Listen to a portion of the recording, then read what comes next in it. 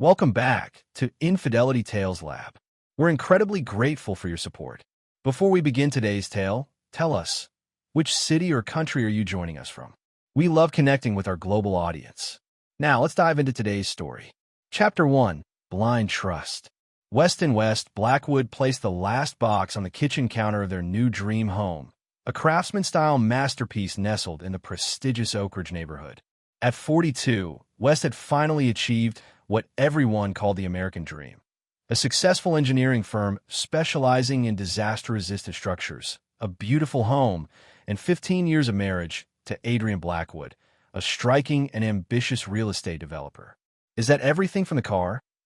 Adrian asked, barely looking up from organizing wine glasses in the custom cabinet. Her dark hair was pulled back in a tight ponytail, accentuating her sharp cheekbones. "Last one," Wes confirmed, his broad shoulders relaxing as he surveyed the spacious kitchen with its gleaming surfaces and top-of-the-line appliances. This house represented everything they'd worked towards since their wedding day. West had met Adrian during a campus mixer at Northwestern University. He had been a scholarship student studying engineering while working nights as a security guard. Adrian came from money, but had ambition beyond her trust fund, pursuing business with a ruthlessness that both attracted and intimidated him. Their romance had been fast and intense. West proposed 6 months after their first date, much to the surprise of his blue-collar parents. As West unpacked kitchen items, his phone buzzed.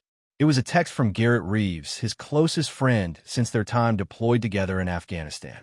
Garrett had saved West's life during an ambush, taking a bullet in the process. The text was simple. "First barbecue at the new place better be epic. Need beer, recommendations." Wes smiled, typing back, "You're still on for dinner Saturday?" The response came immediately, "Wouldn't miss it." "Is that Garrett again?" Adrienne's tone had an edge that Wes pretended not to notice. She'd never warmed to his military friends, particularly Garrett. "Remind him to leave his gun collection at home this time. He's bringing a housewarming gift," Wes said mildly. "And Garrett's always carried. It's just who he is." Adrienne rolled her eyes, returning to her organization project. "Just make sure he doesn't tell those horrible war stories again. The Prestons will be here, and Alan's considering investing in my riverfront development." West watched his wife carefully arrange the expensive crystal they'd received as wedding gifts, noting how her manicured hands moved with precise efficiency. Lately, she'd been working longer hours, returning home with her perfume slightly different, her lipstick refreshed. Small details that needled at the back of his mind. That evening, as they christened their new bedroom with champagne, Adrienne's phone chimed repeatedly. She checked it with what seemed like forced casualness. "Everything okay?" West asked, handing her a crystal flute. "Just work. The Davenport property is proving complicated." She took the glass, fingers brushing his. "I might need to meet with the investor tomorrow. On a Sunday. Anyone I know?" Something flickered in her eyes. "New money. From Phoenix. Into commercial developments." She raised her glass. "To new beginnings." The words hung between them as they clinked glasses, West unable to shake the feeling that the sentiment held different meanings for each of them. Saturday's dinner party introduced a new character into their lives. Dominic "Dom" Vega arrived as Alan Preston's associate, a smooth-talking real estate investor with perfectly styled dark hair and an expensive watch that he checked too frequently. When he shook Wes' hand, his grip was challenging, his smile never reaching his eyes. "Beautiful home," Dom commented, looking around the living room with an appraising eye. "Adrienne tells me you designed some of the reinforcement features yourself." Wes nodded. "The foundation's built to withstand an 8.5 earthquake. Professional hazard. I see potential disasters everywhere." "Fascinating," Dom replied, his gaze drifting to Adrienne as she poured wine across the room. "Your wife has quite an eye for potential." Later, West observed from the kitchen as Dom leaned close to Adrienne on the patio, speaking intently. When she laughed at something he said, her hand briefly touched his arm, lingering a moment too long. The wine bottle in Wes' hand suddenly felt slippery. Garrett appeared beside him, his military-trained eyes missing nothing. "Who's the slick guy with the Rolex?" "Dom Vega." Some hotshot investor. Adrian might do business with him. Garrett's expression darkened. I don't like him. You don't like anyone. West chuckled, but the sound felt hollow. Not true, Garrett countered. I like people who aren't full of shit. He nodded toward the patio. That guy's a predator. Watch yourself. West dismissed the warning, but that night, he woke at 2 a.m. to find Adrienne's side of the bed empty. He found her in the home office, quickly ending a phone call as he appeared in the doorway. Who was that? He asked, voice rough with sleep. Just checking on Martinez closing. Go back to bed. Her smile seemed forced, fingers tapping nervously on the desk. West hesitated, then retreated, missing the relieved exhale that followed his departure. The next morning, West's parents, Frank and Eleanor Blackwood, arrived for Sunday brunch. Frank, a retired construction foreman with calloused hands and straightforward speech, embraced his son warmly while Eleanor fussed over the new house. It's certainly grand, Eleanor commented, her simple dress and practical shoes marking her as someone from a different social circle than their sophisticated neighborhood. Adrian maintained her perfect hostess smile, but West caught the slight strain around her eyes. She'd always struggled to connect with his parents, finding their working-class sensibilities at odds with her curated lifestyle. During brunch, Frank asked bluntly about their plans for children, a topic that had become increasingly sensitive. West and Adrian had been trying unsuccessfully for years, their last round of fertility treatments depleting their savings and straining their relationship. We're focusing on our careers right now, Adrian answered smoothly, refilling wine glasses to change the subject. West's firm is bidding on the new community center, and I'm expanding into commercial properties. Eleanor studied her daughter-in-law thoughtfully. You seem different, Adrian. New hairstyle. Just stressed. Eleanor, Adrian replied with a tight smile. These deals involve a lot of late nights. The conversation moved on, but West noticed his mother's concern. As they were leaving, Eleanor pulled West aside. Something's not right with her, she whispered. I've been married 43 years. I know that look. What look? West asked, sudden tension in his shoulders. Eleanor patted his cheek gently. The look of someone with secrets, honey. Be careful. That night, Adrian announced she needed to fly to Phoenix for 3 days to meet investors. West offered to rearrange his schedule and join her. No need, she said quickly. It'll be all meetings and paperwork. Besides, don't you have that structural review for the hospital wing? West did, and the timing made it impossible to accompany her. As he drove her to the airport the next morning, she was unusually animated, checking her appearance repeatedly in the visor mirror. When he leaned in to kiss her goodbye, Adrian turned her head slightly, his lips catching the corner of her mouth instead of full contact. I'll call when I land, she promised, already walking away, rolling her designer luggage behind her like she couldn't escape fast enough. West watched her disappear through security, the unease in his stomach growing into something he could no longer ignore. Chapter 2. Fracturing Truth. 3 weeks after the Phoenix trip, West found the first concrete evidence that something was wrong. Reviewing their joint account statements for tax preparation, he discovered a series of large cash withdrawals totaling nearly $50,000 over 2 months.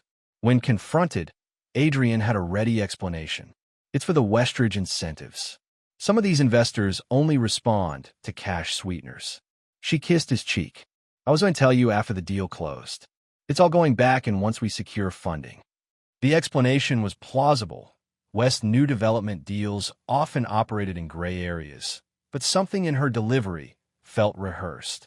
That night, unable to sleep, West checked their safe and found Adrienne's passport missing, despite her having no scheduled international trips.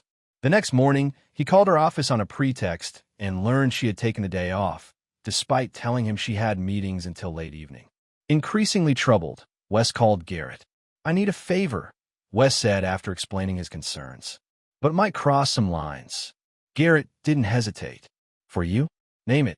The next day, Garrett provided West with a small tracking device. Military grade. Undetectable on normal sweeps. Battery lasts 3 weeks. When West hesitated, Garrett added, You don't have to use it. but if you're right about something being off. That evening, while Adrian showered, West placed the tracker in the lining of her primary briefcase. Within days, a pattern emerged. Adrienne's lunch meetings frequently took her to an upscale apartment building in Westlake, where she would spend precisely 90 minutes before returning to her office. On Thursday, West followed her himself, parking across from the luxury high-rise with tinted windows and a discreet entrance. When Adrian emerged 2 hours later, she was accompanied by Dom Vega, his hand possessively pressed against her lower back. Before they parted, they kissed deeply, unaware of West's presence across the street. The betrayal struck West like physical pain, but he forced himself to drive away without confrontation. Instead, he increased his surveillance, documenting times, locations, photographing their meetings. He discovered the affair had been ongoing for at least 6 months, possibly longer. During this period, Adrian suggested they take a weekend trip to reconnect. "We've both been so busy with work. Let's drive up to Cascade Lodge, just the two of us." Her sudden attention felt calculated now, her affection hollow.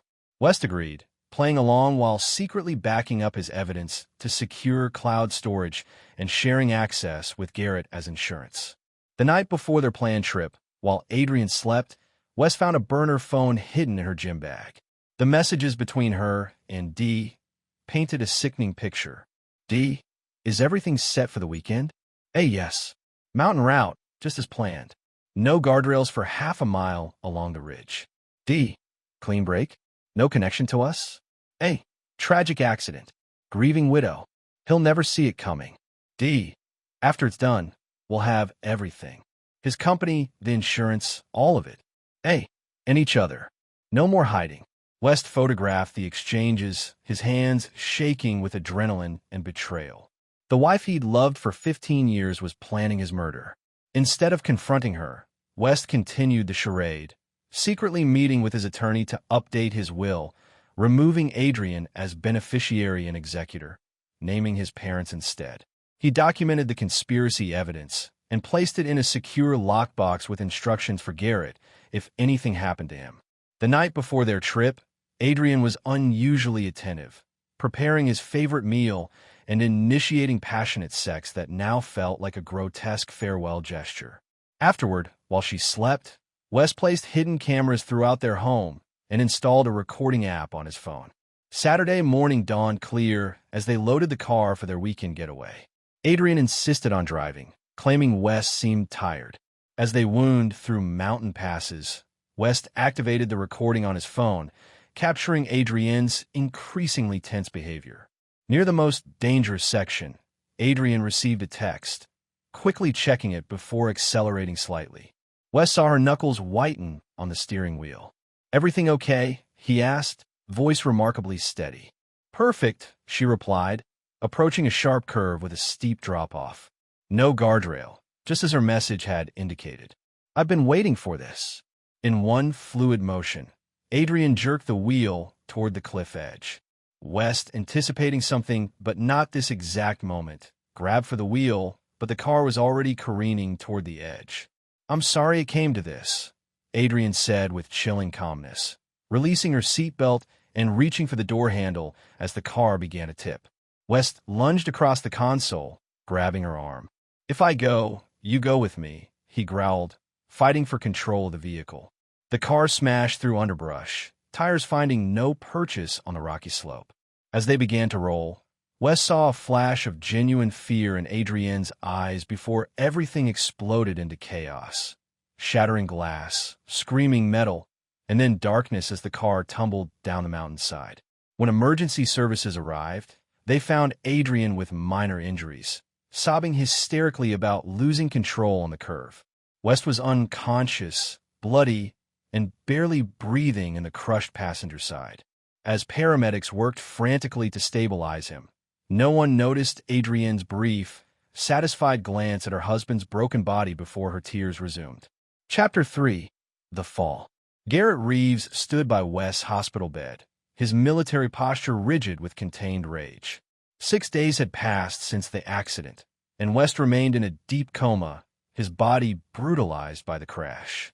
Multiple fractures, internal bleeding, and severe head trauma had required emergency surgeries, with doctors offering guarded prognosis at best.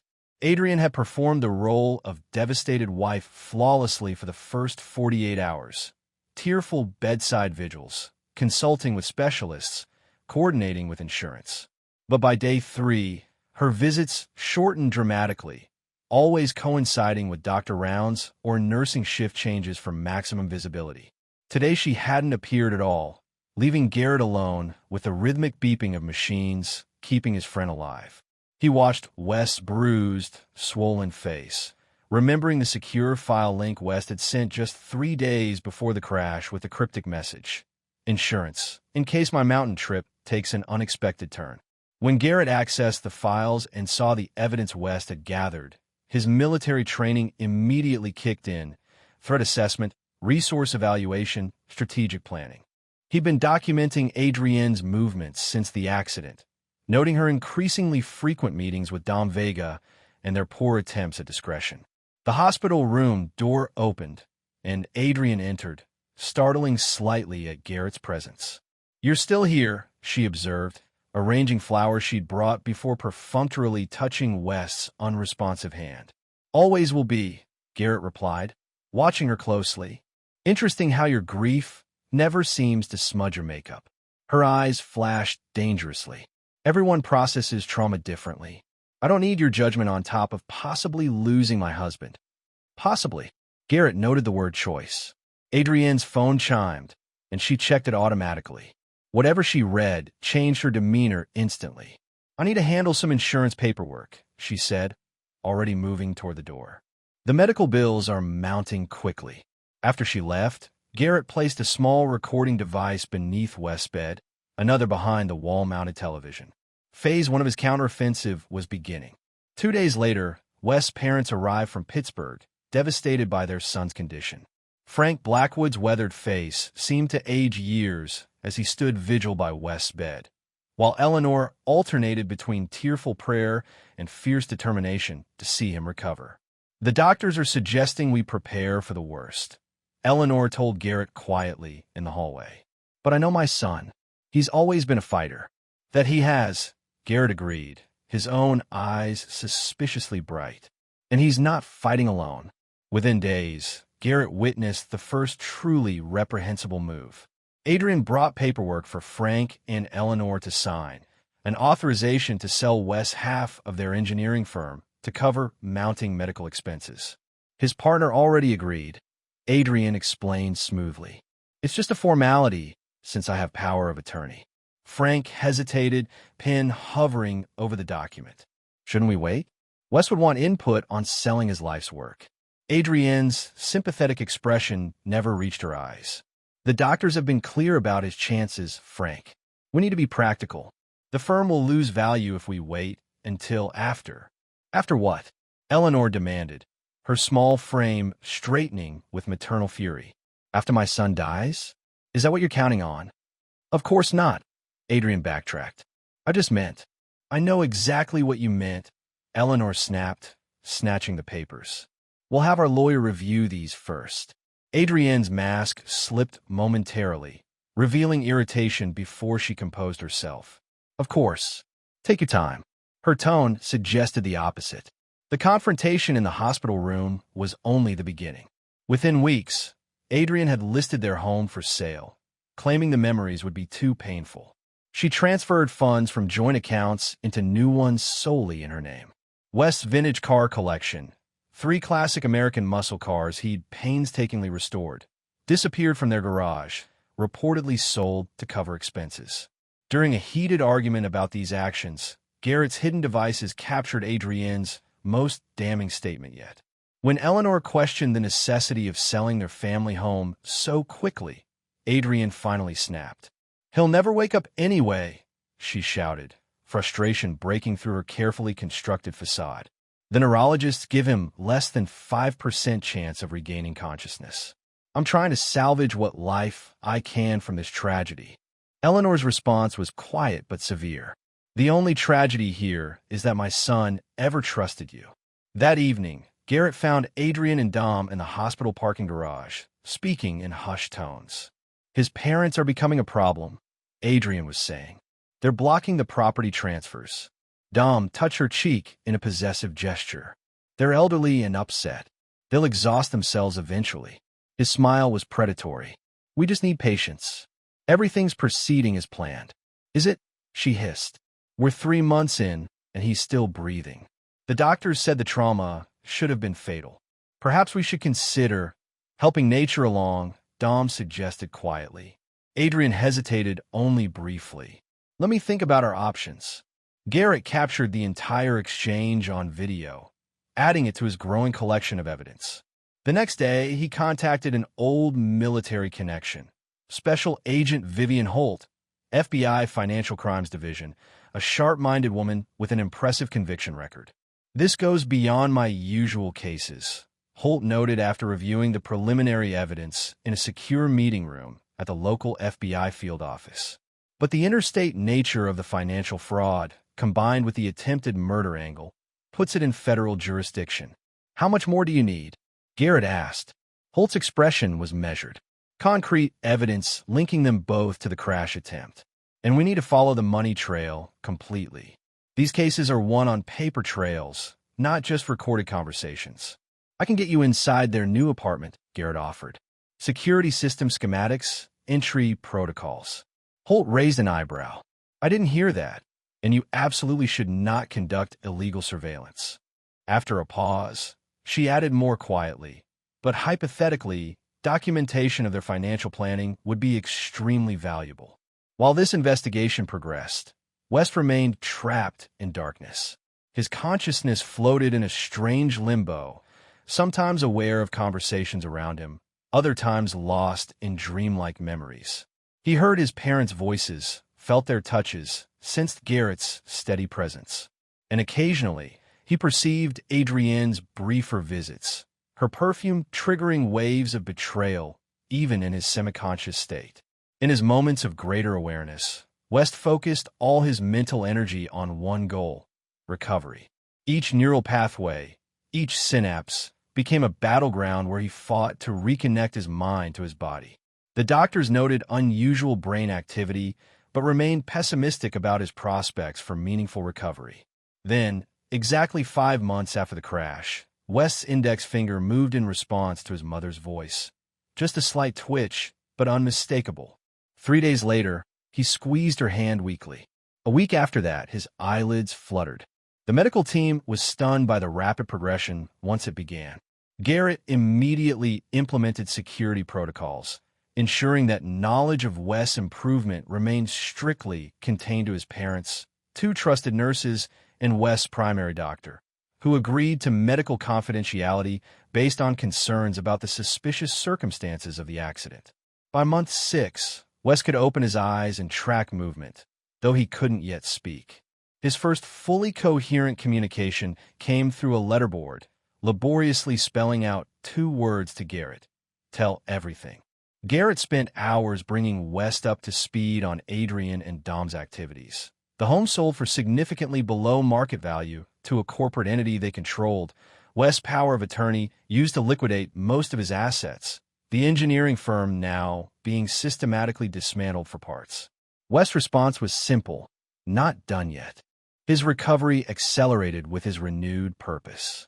Physical therapy sessions became crucibles of determination as he pushed his broken body toward functionality. Speech therapy, cognitive exercises, every aspect of his rehabilitation was approached with military discipline. When pain threatened to overwhelm him, West focused on the digital evidence Garrett showed him. Adrian and Dom planning their future with his money, laughing about his condition, discussing how much longer to maintain the pretense before moving West to start fresh. On day 187, West stood unassisted for the first time, gripping his walker with white knuckles but refusing support. On day 201, he took his first independent steps. By day 225, he could speak in full sentences, his voice rougher but gaining strength. Through it all, Adrian remained unaware, believing the doctor's initial reports of minimal brain activity. During this period, Agent Holt built a comprehensive federal case, meticulously documenting the financial crimes spanning multiple states. The attempted murder charge would be more challenging to prove without West's testimony, but the financial fraud alone carried substantial prison sentences.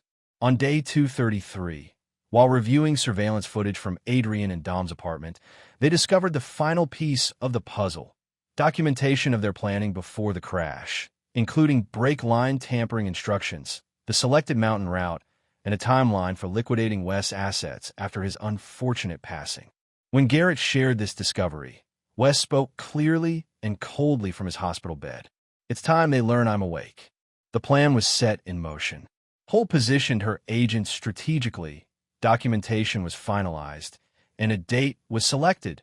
Date 240 post-accident, the day Adrian and Dom planned to finalize the sale of West's last major asset, his company's revolutionary earthquake-resistant foundation patents.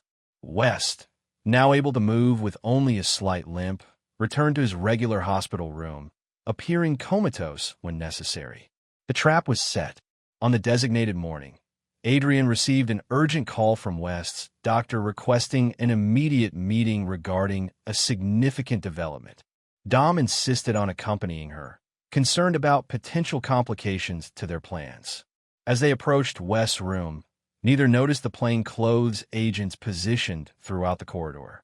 When they entered, they found what appeared to be the usual scene: West unresponsive in bed, monitoring equipment beeping steadily. "Dr. Morris called us urgently," Adrian said to the nurse, checking West's vitals. "Something about a development?" "The doctor will be here shortly," the nurse replied, finishing her checks and exiting.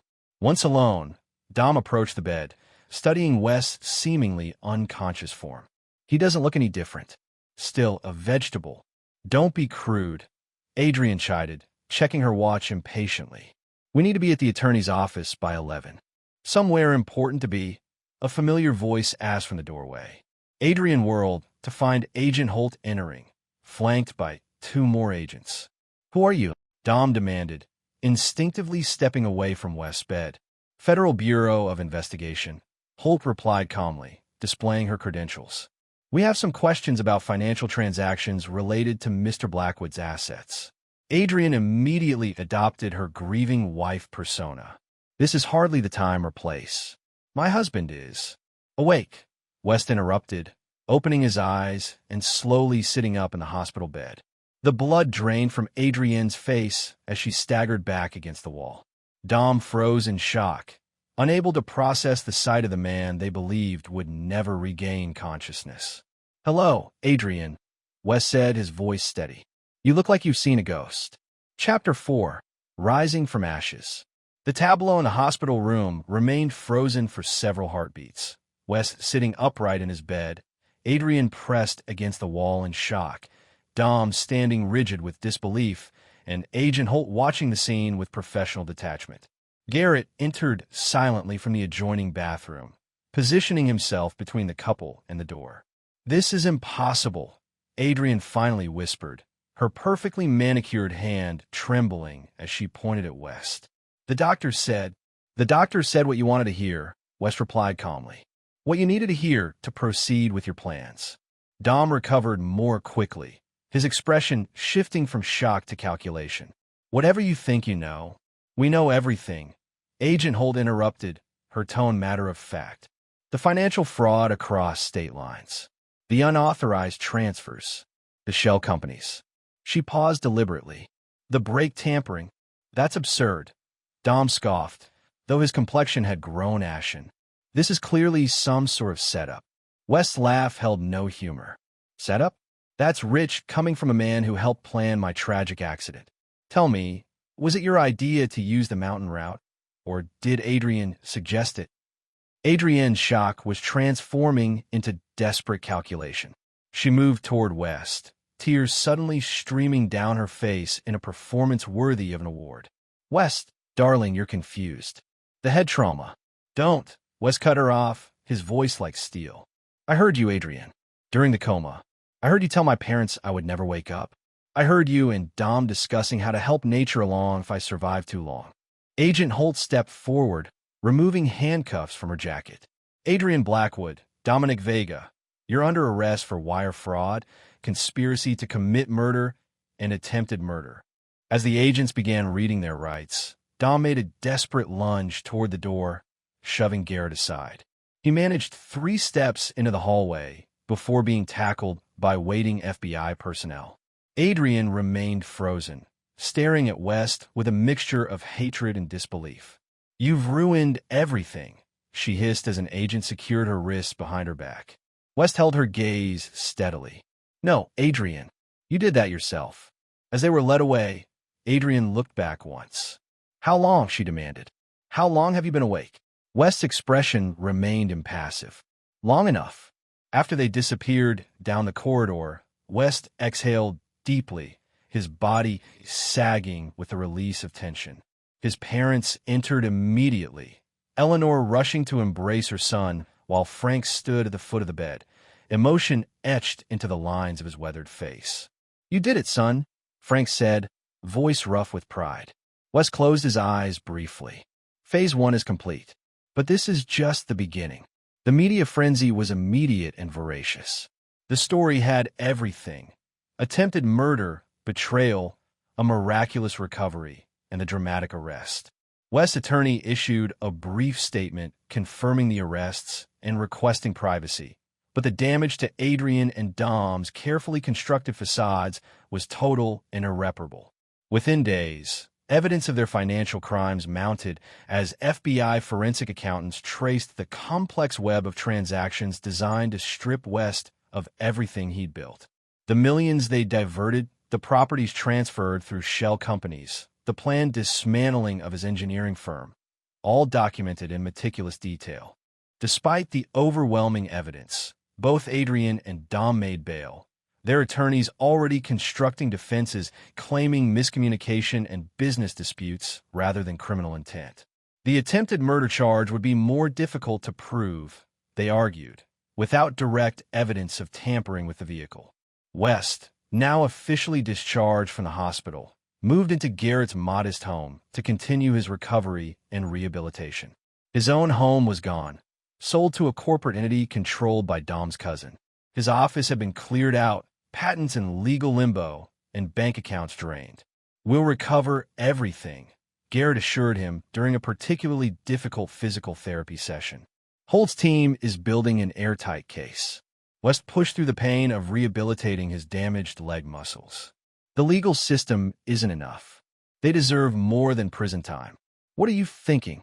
Garrett asked, recognizing the dangerous gleam in his friend's eyes. "Justice is about restoration," West replied, forcing his leg to complete another repetition. "I want everything back, and I want them to experience exactly what they tried to do to me." Over the following weeks, West focused on 3 parallel tracks: his physical recovery, assisting the FBI's case, and his own private investigation into Adrian and Dom's vulnerabilities. He discovered Dom's gambling debts to offshore entities, Adrienne's estrangement from her wealthy family due to previous ethical breaches, and the precarious foundation of their new development company built entirely on West's stolen resources. During this period, West underwent a physical transformation. His once robust frame, diminished by months of hospitalization, began regaining muscle through relentless training. He grew a beard, adopted wire-rimmed glasses, and cut his formerly conservative hairstyle into something more modern and distinctive. The changes, combined with his significant weight loss, created a person that even close acquaintances might not immediately recognize. 6 weeks after the arrests, West was ready to implement his own plan, one that ran parallel to, but separate from, the federal case. Using funds his parents had secured before Adrian could access them, West created a new identity: Lucas Reynolds, a venture capitalist from Seattle interested in distressed real estate opportunities. "This goes beyond what the law can do," Agent Holt warned when she discovered West's intentions during a case preparation meeting. "You could jeopardize our prosecution." "I'm not breaking any laws," West countered. "I'm simply introducing myself to the business community as an investor. If I happen to cross paths with the people who try to kill me, that's coincidence." Holt's expression showed she didn't believe this for a second. "The evidence we have is strong, but not bulletproof." Their attorneys are already claiming the financial transfers were authorized by you before the accident. Then we need more evidence, West said simply. Direct confessions, unambiguous proof. Obtained legally, Holt emphasized. West smiled without humor. Of course. His first encounter with Adrian and Dom in his new persona came at a real estate development conference. Lucas Reynolds approached their booth, expressing interest in their struggling riverfront project, the development being built with West's stolen capital. Neither recognized him. West's physical transformation, combined with their certainty that he remained severely impaired, created a perfect disguise. Dom was immediately attentive to the potential investor, while Adrian employed her practiced charm. We should discuss this over dinner, she suggested, touching Lucas/West's arm lightly. Some details are better addressed in a more private setting. The dinner meeting revealed the fractures in their partnership. Dom dominated the conversation, frequently contradicting Adrian and minimizing her role. She, in turn, undermined him subtly when discussing financial projections. Their united front was crumbling under the pressure of pending charges and failing ventures. West played his role perfectly, expressing interest but demanding more detailed financials before committing. I've been burned before, he explained. Trust requires transparency. Over the next month, Lucas became a fixture in their business dealings, dangling the promise of a major investment while gathering information about their operations and internal communications. He placed listening devices in their office during a private tour, gained access to their electronic communications by offering use of his secure server for sensitive documents, and systematically mapped their remaining assets and vulnerabilities. The intelligence gathered provided a clear picture. Adrian and Dom were desperate. Legal fees were mounting, investors were fleeing, and their stolen capital was dwindling rapidly. More importantly, they were turning on each other, each blaming the other for their collapsing plans. During this period, West also discovered that Adrian had been pressuring his elderly parents to sell their modest farm in Pennsylvania, land that happened to sit atop valuable natural gas deposits. She'd used her power of attorney during his coma to place a lien against the property for medical expenses, creating financial distress for Frank and Eleanor. This final betrayal crystallized West's resolve. The plan he formulated was elegant in its simplicity. He would offer Adrian and Dom exactly what they wanted: escape, while ensuring they implicated themselves completely in the process. Through Lucas Reynolds, West approached them with an opportunity: a major development project in Mexico with powerful investors seeking American partners. The catch?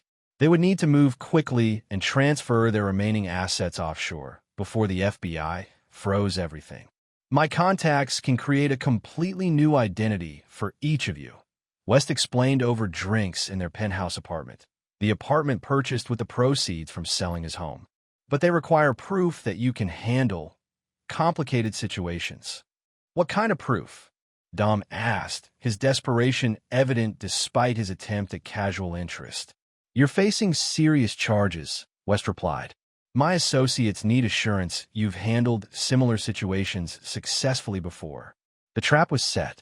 After exchanging meaningful glances, Adrian made the first move toward confession. Perhaps we should tell Mr. Reynolds about our previous creative problem-solving, she suggested to Dom, to establish trust. Over the next 2 hours, fueled by expensive scotch and desperation, Adrian and Dom revealed the entire conspiracy. From their first meeting at a development conference 18 months earlier, through their affair, to the carefully orchestrated attempt on West's life. Every word was captured by the recording device in West's watch, transmitting live to Garrett and Agent Holt at an FBI monitoring post.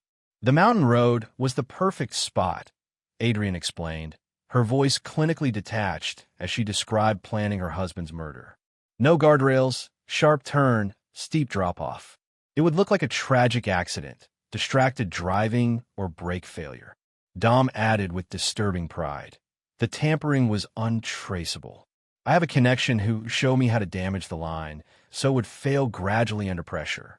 By the time they investigated, the evidence would be destroyed in the crash. What went wrong? West asked, maintaining his composure through sheer willpower.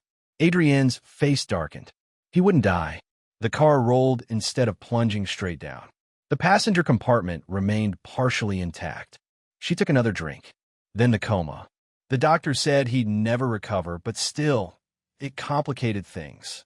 Having to play grieving wife while he lingered was challenging, she continued, oblivious to the white-knuckled grip Lucas now had on his glass.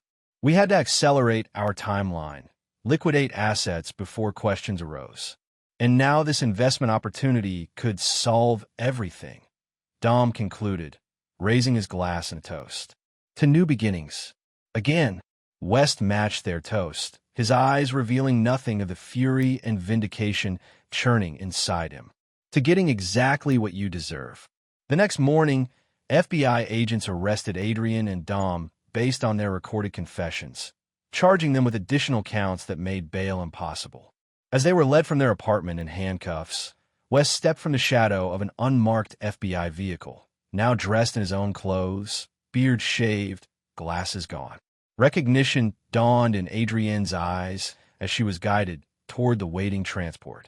You, she gasped. Lucas was awake, West replied simply. Completely awake. Chapter 5. Reclamation. The federal case progressed swiftly following the arrests.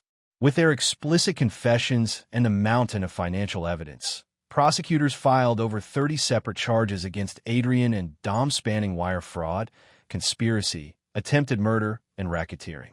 If convicted on all counts, they faced potential sentences exceeding 50 years. Despite this legal momentum, West faced the daunting task of rebuilding his shattered life. The criminal prosecution wouldn't automatically restore his stolen assets, many of which had been transferred through multiple shell companies or sold to third parties. Civil recovery would require separate legal battles, potentially stretching for years. 3 months after the arrests, West sat in his attorney's office reviewing the damage assessment. Malcolm Kwan, a razor-sharp litigator specializing in complex financial recovery, laid out the stark reality. The good news is we've frozen what remains of their assets, Malcolm explained, gesturing to financial statements spread across his desk. The bad news is they've burned through almost 70% of what they took from you. West studied the documents with a clinical detachment that belied his inner turmoil. His home, of 15 years, sold to Dom's cousin for 60 cents on the dollar. His classic car collection, dispersed to private buyers across 3 states. His company's patents, leveraged against high-interest loans to fund Adrienne and Dom's lifestyle. What's our strategy? West asked, his voice steady. Malcolm leaned back in his chair. Two-pronged approach. Criminal restitution through the federal case, which is substantial but limited to what they still have or can be directly traced. Meanwhile, we file civil suits against every entity that received your property through fraudulent transfers. Timeline: years, Malcolm admitted, even with the criminal convictions supporting our claims. West nodded, having expected this answer. Then we need a third prong. The attorney raised an eyebrow. Which is? Direct negotiation, West replied, with leverage. That evening, West visited Adrienne at the detention center where she awaited trial. She entered the visitor's room with practiced dignity despite her prison jumpsuit, her hair still expertly styled, somehow maintaining an illusion of control even in captivity. Her eyes widened slightly, seeing West. The first time they'd been face-to-face since her arrest. She sat opposite him at the small table, composing her features into a neutral expression. I'm surprised you came, she said coolly. I wanted to see you in here, West replied honestly. It helps. Adrienne's mask slipped momentarily, revealing a flash of genuine emotion. Not remorse, but frustrated rage. Enjoying your revenge tour? I hope it's satisfying. It's just beginning, West said. I'm here to offer you a choice. Her eyes narrowed suspiciously. What kind of choice? The prosecutors are seeking maximum sentences. Based on your age, you'll likely die in prison. My attorneys won't save you, West interrupted. Not with the recorded confessions, financial paper trail, and my testimony. Adrienne leaned forward slightly. What's your point? I can recommend leniency to the prosecutors. Perhaps reduce your sentence to 10 years instead of 50. Her laugh was brittle. Out of the goodness of your heart. After all this, in exchange for your cooperation in recovering my assets, West clarified. Sign the transfer documents my attorney has prepared, provide authentication for all offshore accounts, and publicly admit your guilt. Adrian studied him, calculating as always.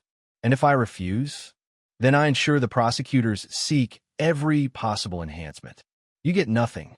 You're not as clever as you think, West, she replied coldly. I've already transferred everything of value to places you'll never reach. Whatever recovery you're planning is a fraction of what you lost. West stood to leave. That's where you're wrong, Adrian. I've already begun taking back what's mine. The development company, for instance. He savored the flicker of surprise on her face. Your investors were quite receptive when Lucas Reynolds revealed his true identity and offered to rescue their failing projects. That's impossible. The Riverfront project breaks ground next month under my company's management. Your former partners were surprisingly eager to distance themselves from accused murderers. Adrienne's composure cracked further. You're bluffing.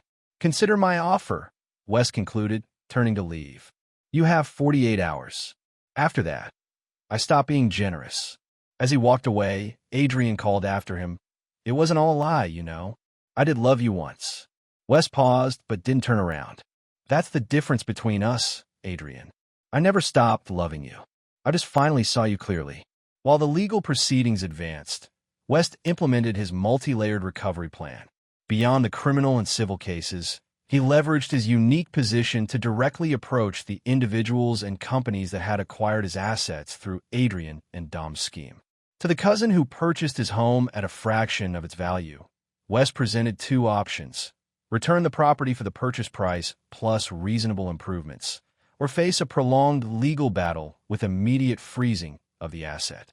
After consulting his attorney, the cousin chose the former. For the development projects initiated with stolen capital, West offered the investors a partnership rather than litigation, demonstrating how his engineering expertise could salvage their investments while gradually returning control to him. Most accepted, recognizing their precarious legal position and the practicality of his proposal.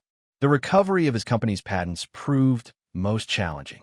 Dom had used them as collateral for loans from Archer Financial Group, a private equity firm with a reputation for aggressive litigation.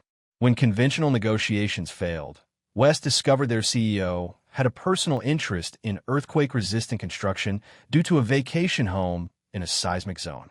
West approached him directly with an innovative application of his technology specifically suited to the CEO's property, offered as part of a settlement. Smart move, Agent Holt commented when West explained this approach during a trial preparation meeting. Though I'm still concerned about your direct involvement with witnesses. Everything's above board, West assured her. I'm simply reclaiming what's mine through negotiation rather than courts.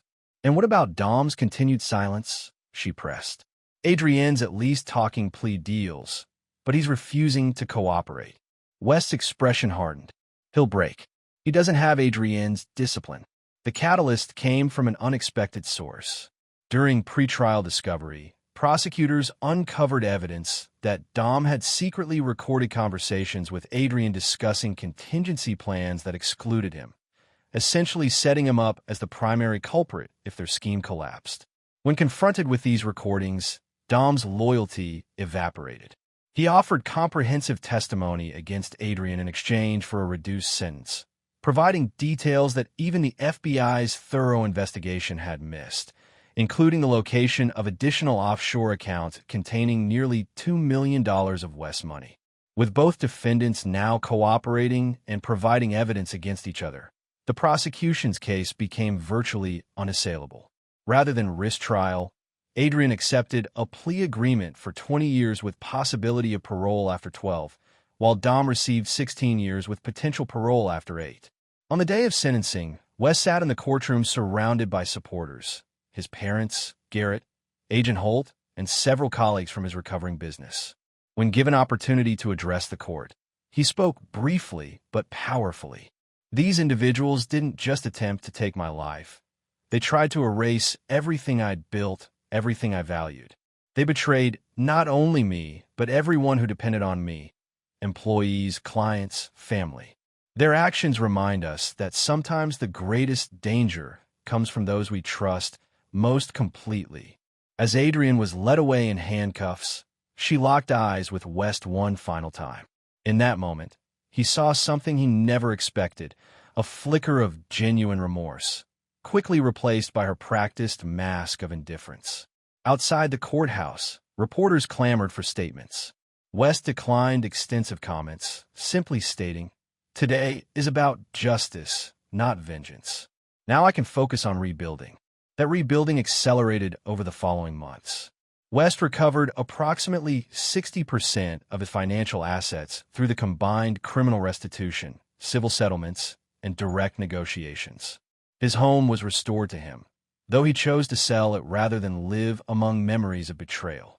His engineering firm, while diminished, secured several prestigious contracts that would eventually restore its industry position. Throughout this period, West maintained his rigorous physical rehabilitation, transforming his body from its post-coma weakness into something stronger than before. The physical discipline provided focus during the emotional turbulence of recovery, each milestone in strength matching a milestone in reclaiming his life. At Garrett's encouragement, West also began speaking to support groups for victims of intimate partner violence and financial exploitation, sharing his experience as both warning and inspiration. These sessions proved unexpectedly therapeutic, connecting him with others who understood the unique trauma of betrayal by those closest to them. 9 months after the sentencing, West visited his parents' farm in Pennsylvania, now secure from Adrienne's attempts to force its sale. As he helped his father repair the barn roof, Frank broached a subject they'd carefully avoided. "You've done remarkable things, son. Recovered almost everything." "Not everything," West acknowledged, driving a nail with perhaps more force than necessary. Frank paused his work, wiping sweat from his brow. "You haven't talked about what comes next." After the recovery, West continued working, avoiding his father's gaze. "There's still more to do." "There always will be," Frank said gently. "But at some point, you need to decide if you're living or just surviving." That evening, sitting on the farmhouse porch with his parents, West found himself describing a new architectural concept he'd been developing. Homes designed specifically for rehabilitation patients, incorporating innovative features to support recovery while maintaining aesthetic appeal. "I've been thinking about land near the rehabilitation center," he explained, animation entering his voice for the first time in months. "Creating a small community for people transitioning from hospital to independent living." Eleanor exchanged a meaningful glance with Frank before asking, "When would you start?" West hesitated, then smiled slightly. "I already have preliminary drawings." As he unfurled the blueprints, explaining his vision with growing enthusiasm, West felt something shift inside him. Not forgiveness or forgetting, but the first tentative steps toward a future defined by creation rather than recovery, by possibility rather than loss. Later that night, reviewing case updates from Malcolm, West discovered that Adrienne had begun addiction counseling in prison, seemingly confronting the choices that had led to her downfall. The information triggered complex emotions, not sympathy exactly, but acknowledgement of the human tragedy underlying the criminal acts. He closed the file and instead opened his design software, losing himself in the work of creation until dawn broke over the farm. When Eleanor found him asleep at the table, surrounded by drawings and calculations, she covered him with a blanket without waking him, recognizing that her son was, finally, building something new. Chapter 6: Foundations. 14 months after Adrienne and Dom began serving their sentences, West stood on a windswept plot of land overlooking Madrona Bay, watching as surveyors marked boundaries for what would become Restoration Point, his innovative residential community for rehabilitation patients. Beside him, Dr. Lillian Park, the neurologist who had overseen his recovery, reviewed the architectural renderings with professional interest. "The adaptive features are remarkable," she noted, scrolling through detailed plans on a tablet, "particularly the transition elements that can be modified as patients regain function." West nodded, pointing toward the southern edge of the property. Each residence will have 3 configuration stages: full support, partial assistance, and independent living. Patients won't need to relocate as they recover. Their homes evolve with them. Revolutionary, Dr. Park stated simply. How soon can you break ground?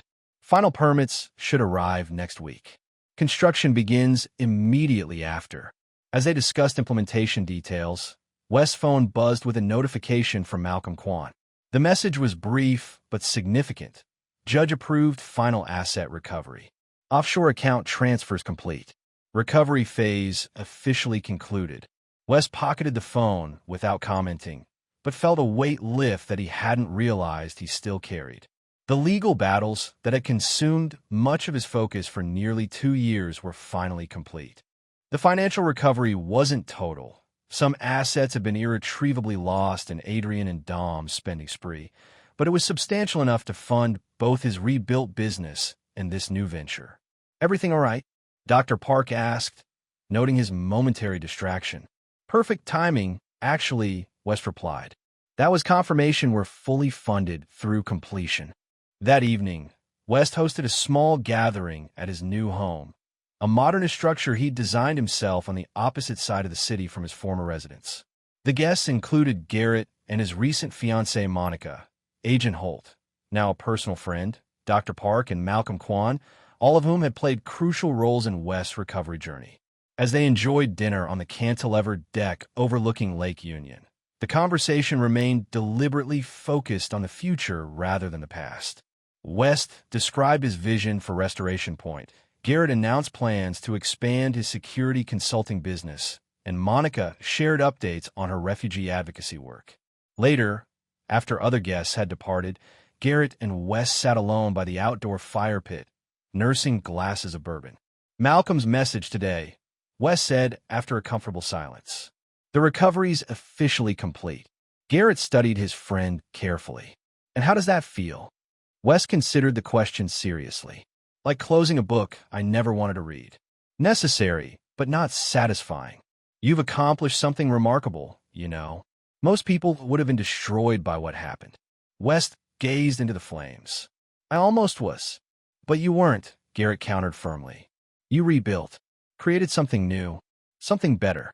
West nodded slightly, acknowledging the truth in his friend's words. Then, with deliberate casualness, he mentioned, I received another letter from Adrian last week. Garrett's expression tightened. And, same as the others. Apologies, explanations, requests for forgiveness. West's tone remained neutral, but his grip on the glass betrayed tension. Have you answered any of them? No. Garrett hesitated before asking. Do you think you ever will? West was silent for a long moment, watching the dancing flames. I don't know what I would say. You don't owe her anything, Garrett reminded him. Not responses, not forgiveness, nothing. I know, West agreed. But sometimes I wonder if I owe it to myself to find some kind of resolution. The conversation shifted to other topics, but the question lingered in West's mind long after Garrett departed. The letters from prison had started 6 months earlier. Initial messages filled with self-justification, gradually evolving into what seemed like genuine remorse. West had read each one, then filed them away without response, uncertain what closure would even look like after such profound betrayal. The following week, groundbreaking began at Restoration Point. As West watched the excavators prepare foundations for the first buildings, he felt a renewed sense of purpose. This project represented everything he valued: innovation in service of helping others recover from trauma, architectural solutions to human challenges, creating structures that fostered healing rather than confinement. That afternoon, he received an unexpected visit from Agent Holt, who arrived at the construction site unannounced. Impressive, she commented, surveying the activity. Though I'm not here about your building project. West's expression grew guarded. What's happened? Dominic Vega was attacked in prison yesterday, she explained without preamble. Seriously injured. He's in the prison infirmary under guard. Why tell me this? Holt studied him carefully. Because he claims you arranged it. West's surprise appeared genuine. That's absurd. I've had no contact with Dom since the trial. I know, Holt confirmed. We've checked. But he's insistent. claiming you have connections inside the prison. West shook his head in disbelief. The only person I know in that prison is my ex-wife, and she has every reason to want Dom's suffering. If anything, she's the one you should be questioning. She's been interviewed, Holt acknowledged. Claims complete ignorance, though her cellmate reports she seemed unsurprised by the news.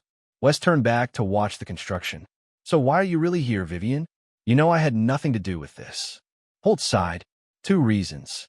First, professional courtesy. You should know Dom's making accusations. Second, she hesitated. I'm concerned about you. Me?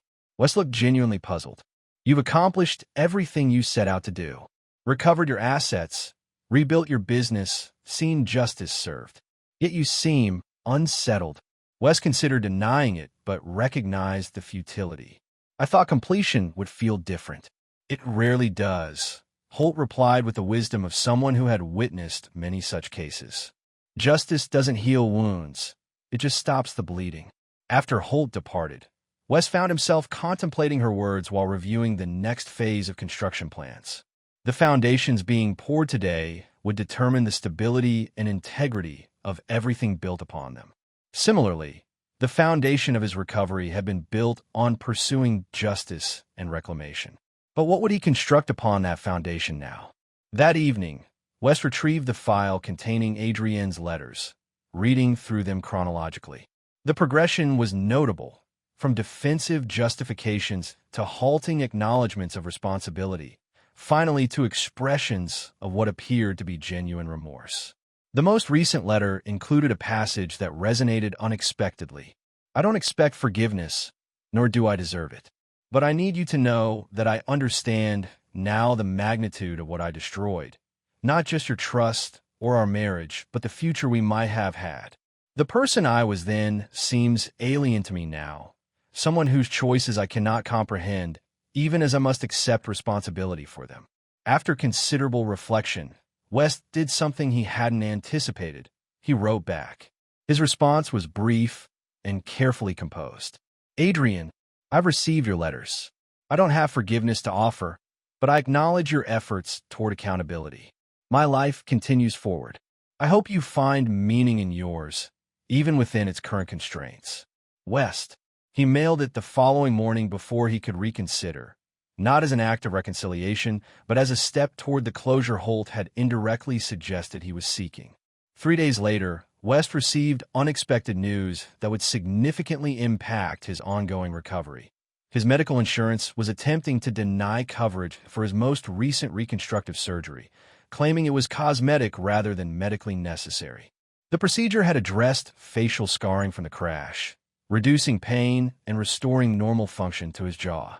The denial triggered immediate practical challenges. The $87,000 bill would now come due directly, but also reopened emotional wounds, reminding West of vulnerabilities he'd worked to overcome. Battling insurance bureaucracy while managing his expanding business and overseeing Restoration Point stretched his still-recovering capabilities.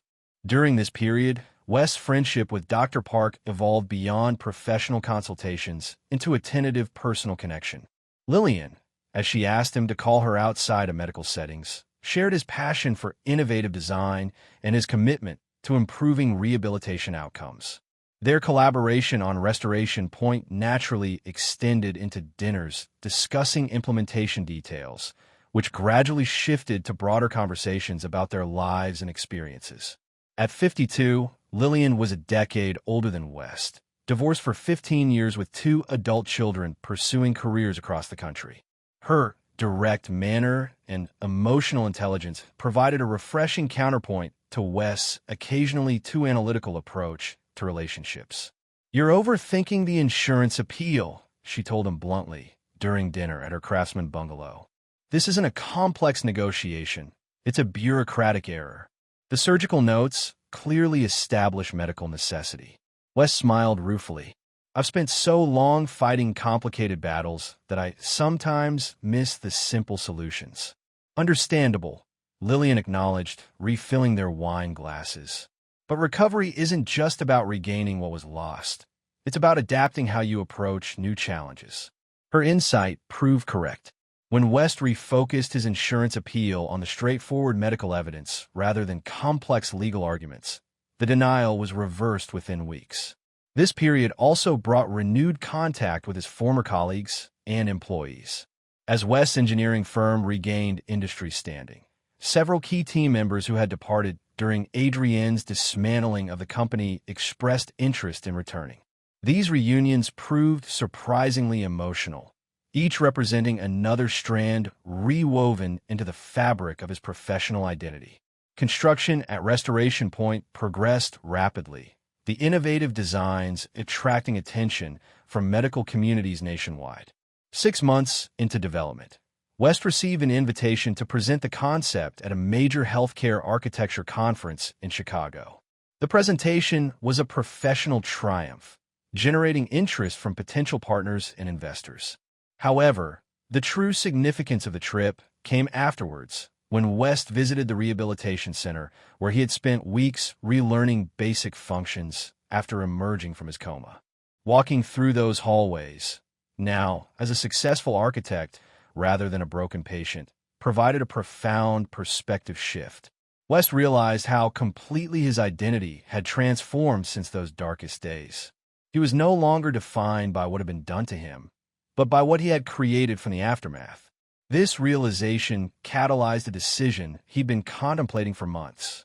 Upon returning home, West filed paperwork to legally change his name from Weston Blackwood to West Blackwood, formally adopting the shortened version he'd always used casually.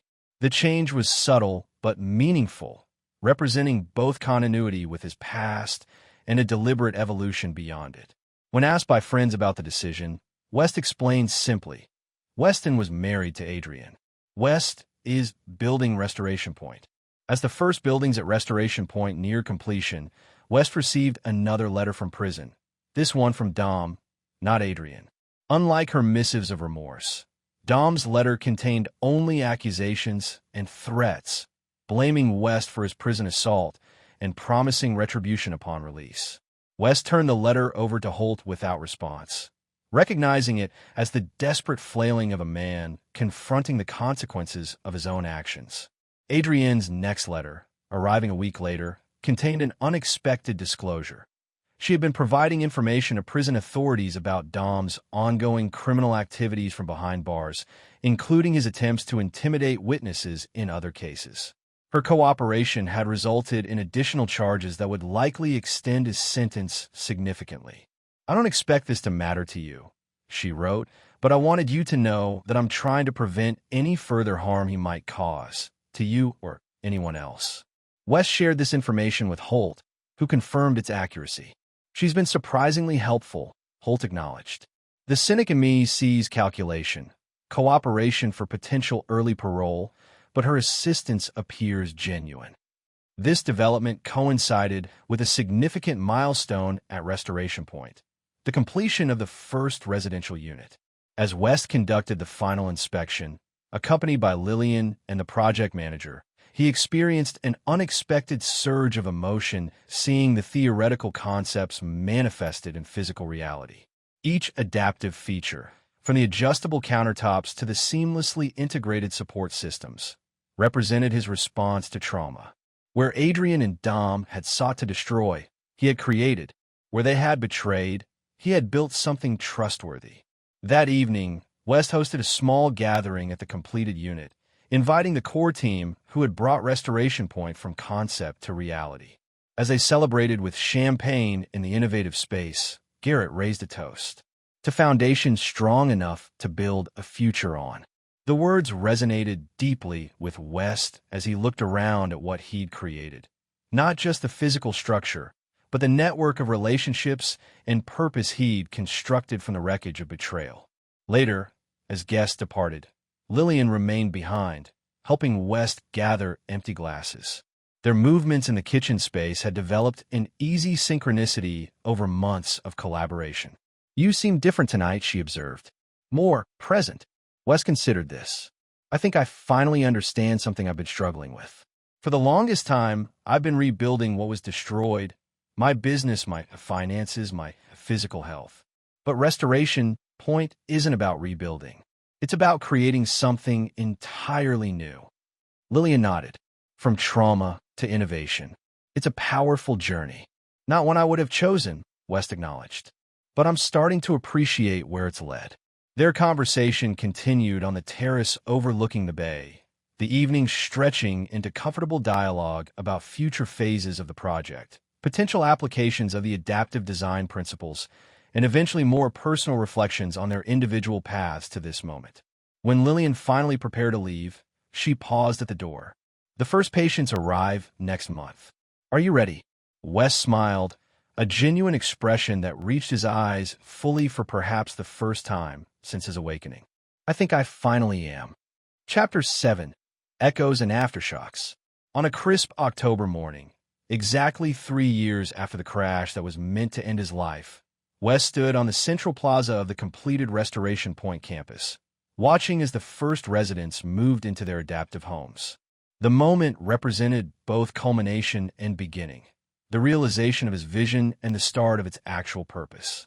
Morgan Chun, a 34-year-old former professional dancer recovering from a spinal injury, wheeled herself along the gently sloping path toward Unit 7, accompanied by her wife and their young daughter. West had designed this particular unit with feedback from Morgan during her rehabilitation, incorporating specific features to support her professional background while accommodating her current limitations. It's exactly as we discussed. Morgan marveled as she explored the space, testing the adjustable features.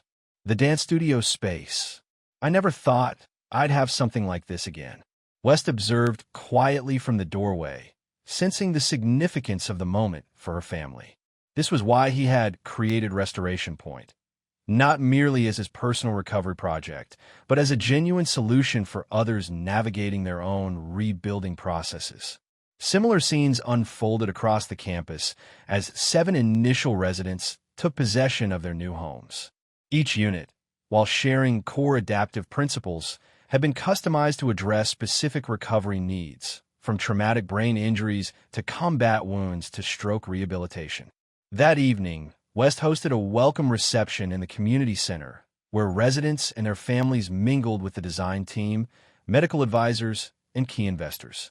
The atmosphere was celebratory but purposeful, focused on the community's mission rather than its architectural achievements. Lillian Park, now officially the medical director for Restoration Point, joined West as he surveyed the gathering. Their professional collaboration had gradually evolved into a more personal relationship, characterized by mutual respect and deepening affection. You've created something extraordinary, she observed, watching Morgan demonstrate to other residents how her kitchen counters could be adjusted as her standing tolerance improved. We created it, Wes corrected gently. Your insights shaped every medical aspect of the design. Lillian smiled, accepting the acknowledgement. True partnership, something neither of us expected to find at this stage of life. Their quiet moment was interrupted by Wes' phone buzzing with a notification. He checked it quickly, his expression shifting subtly. Everything all right?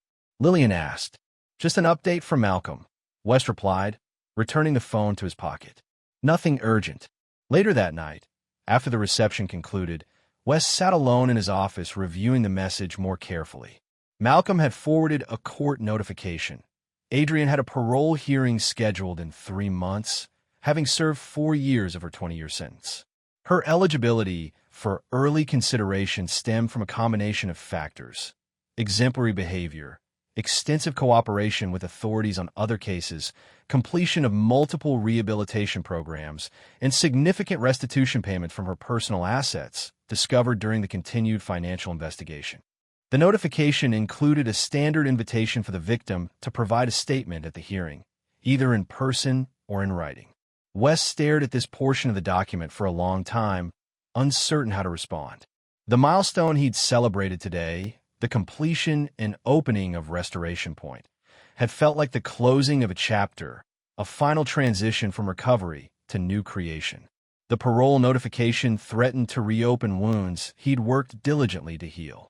West was still contemplating this development the following afternoon when he received an unexpected visitor at his on-site office. Agent Vivian Holt, now promoted to supervisory status within the FBI's Financial Crimes Division, arrived unannounced, her expression serious. "This is a professional visit," she clarified after brief greetings. "There's a situation you need to be aware of." West led her to his private office, concern evident in his posture. "Related to Adrienne's parole hearing?" Holt raised an eyebrow. "You've been notified already?" "My attorney forwarded the court documents yesterday," West confirmed. "Is there a problem with the hearing?" "Not exactly," Holt replied, selecting her words carefully. "It's about Dominic Vega. He's been continuing criminal activities from prison, primarily through an associate on the outside, his cousin Jeffrey Vega, the same one who briefly owned your former house." West leaned forward, immediately alert. "What kind of activities?" "Initially, witness intimidation related to his own case. But recently, our intelligence suggests something more concerning." Holt met his gaze directly. "We have credible information that he's arranged for someone to intercept Adrienne when she's released. He blames her cooperation for the additional charges he's facing." "Intercept," West repeated flatly. "You mean kill?" Holt nodded grimly. "That's our assessment, yes." "Have you informed prison authorities?" Adrienne's attorney. "We've notified all appropriate parties and increased monitoring of Dom's communications. But Jeffrey has gone off-grid, which concerns us. He has a history of violence and a documented vendetta against both Adrienne and you." West processed this information, his architect's mind automatically constructing scenarios and contingencies. "What do you need from me?" "Primarily, awareness. Increase your security protocols. Jeffrey may target you as well, either as a path to Adrienne or as a separate vengeance objective." After Holt departed, West contacted Garrett immediately, briefing him on the situation. Though he had no official position at Restoration Point, Garrett had overseen security design for the campus and maintained connections with a contracted security firm. "I'll have additional personnel on rotation within the hour," Garrett promised. "And I'll review resident security protocols to ensure no one else is put at risk by association with you." That evening, West faced a difficult conversation with Lillian, explaining both the parole notification and the potential threat from Jeffrey Vega. Her response was characteristically direct. "So after everything, she might walk free while you potentially face danger from her former partner?" "The justice system works on its own principles," West replied. "Adrienne's cooperation has been substantial, apparently." Lillian studied him carefully. "How do you feel about her potential release?" West considered the question seriously. "Conflicted. The rational part of me recognizes her sentence was appropriate for her cooperation. But emotionally," he shook his head. "I don't know. And the parole statement? Will you provide one?" "I haven't decided." Lillian covered his hand with hers. "Whatever you choose, remember that your response affects your healing, not just her fate." Over the following weeks, West maintained heightened security while focusing on supporting Restoration Point's new residents. Watching their individual journeys, small victories, and inevitable setbacks provided powerful perspective on his own continuing recovery process. Morgan Shun, in particular, demonstrated remarkable resilience, progressing from her wheelchair to walking short distances with supportive braces. "You seem particularly invested in her progress," Lillian observed after Morgan's monthly assessment showed significant improvement. "Her determination reminds me of something I almost lost," West admitted. "During the darkest periods of my recovery, I questioned whether the effort was worthwhile." Morgan never seems to have those doubts. "Different traumas, different responses," Lillian noted. Her injury wasn't caused by betrayal. The observation resonated with West, highlighting how the psychological aspects of his experience had been in some ways more debilitating than the physical injuries. Trust, once shattered, proved more difficult to rebuild than broken bones or damaged tissue. This reflection influenced his decision regarding Adrienne's parole hearing. After considerable deliberation, West composed a written statement that neither opposed nor supported her release, instead focusing on the factual impact of her actions and his ongoing recovery process. The document was clinical rather than emotional, describing the financial, physical, and psychological consequences of the attempted murder without suggesting what the parole board should decide. His final paragraph read simply, "I have rebuilt my life following these events and continue to move forward.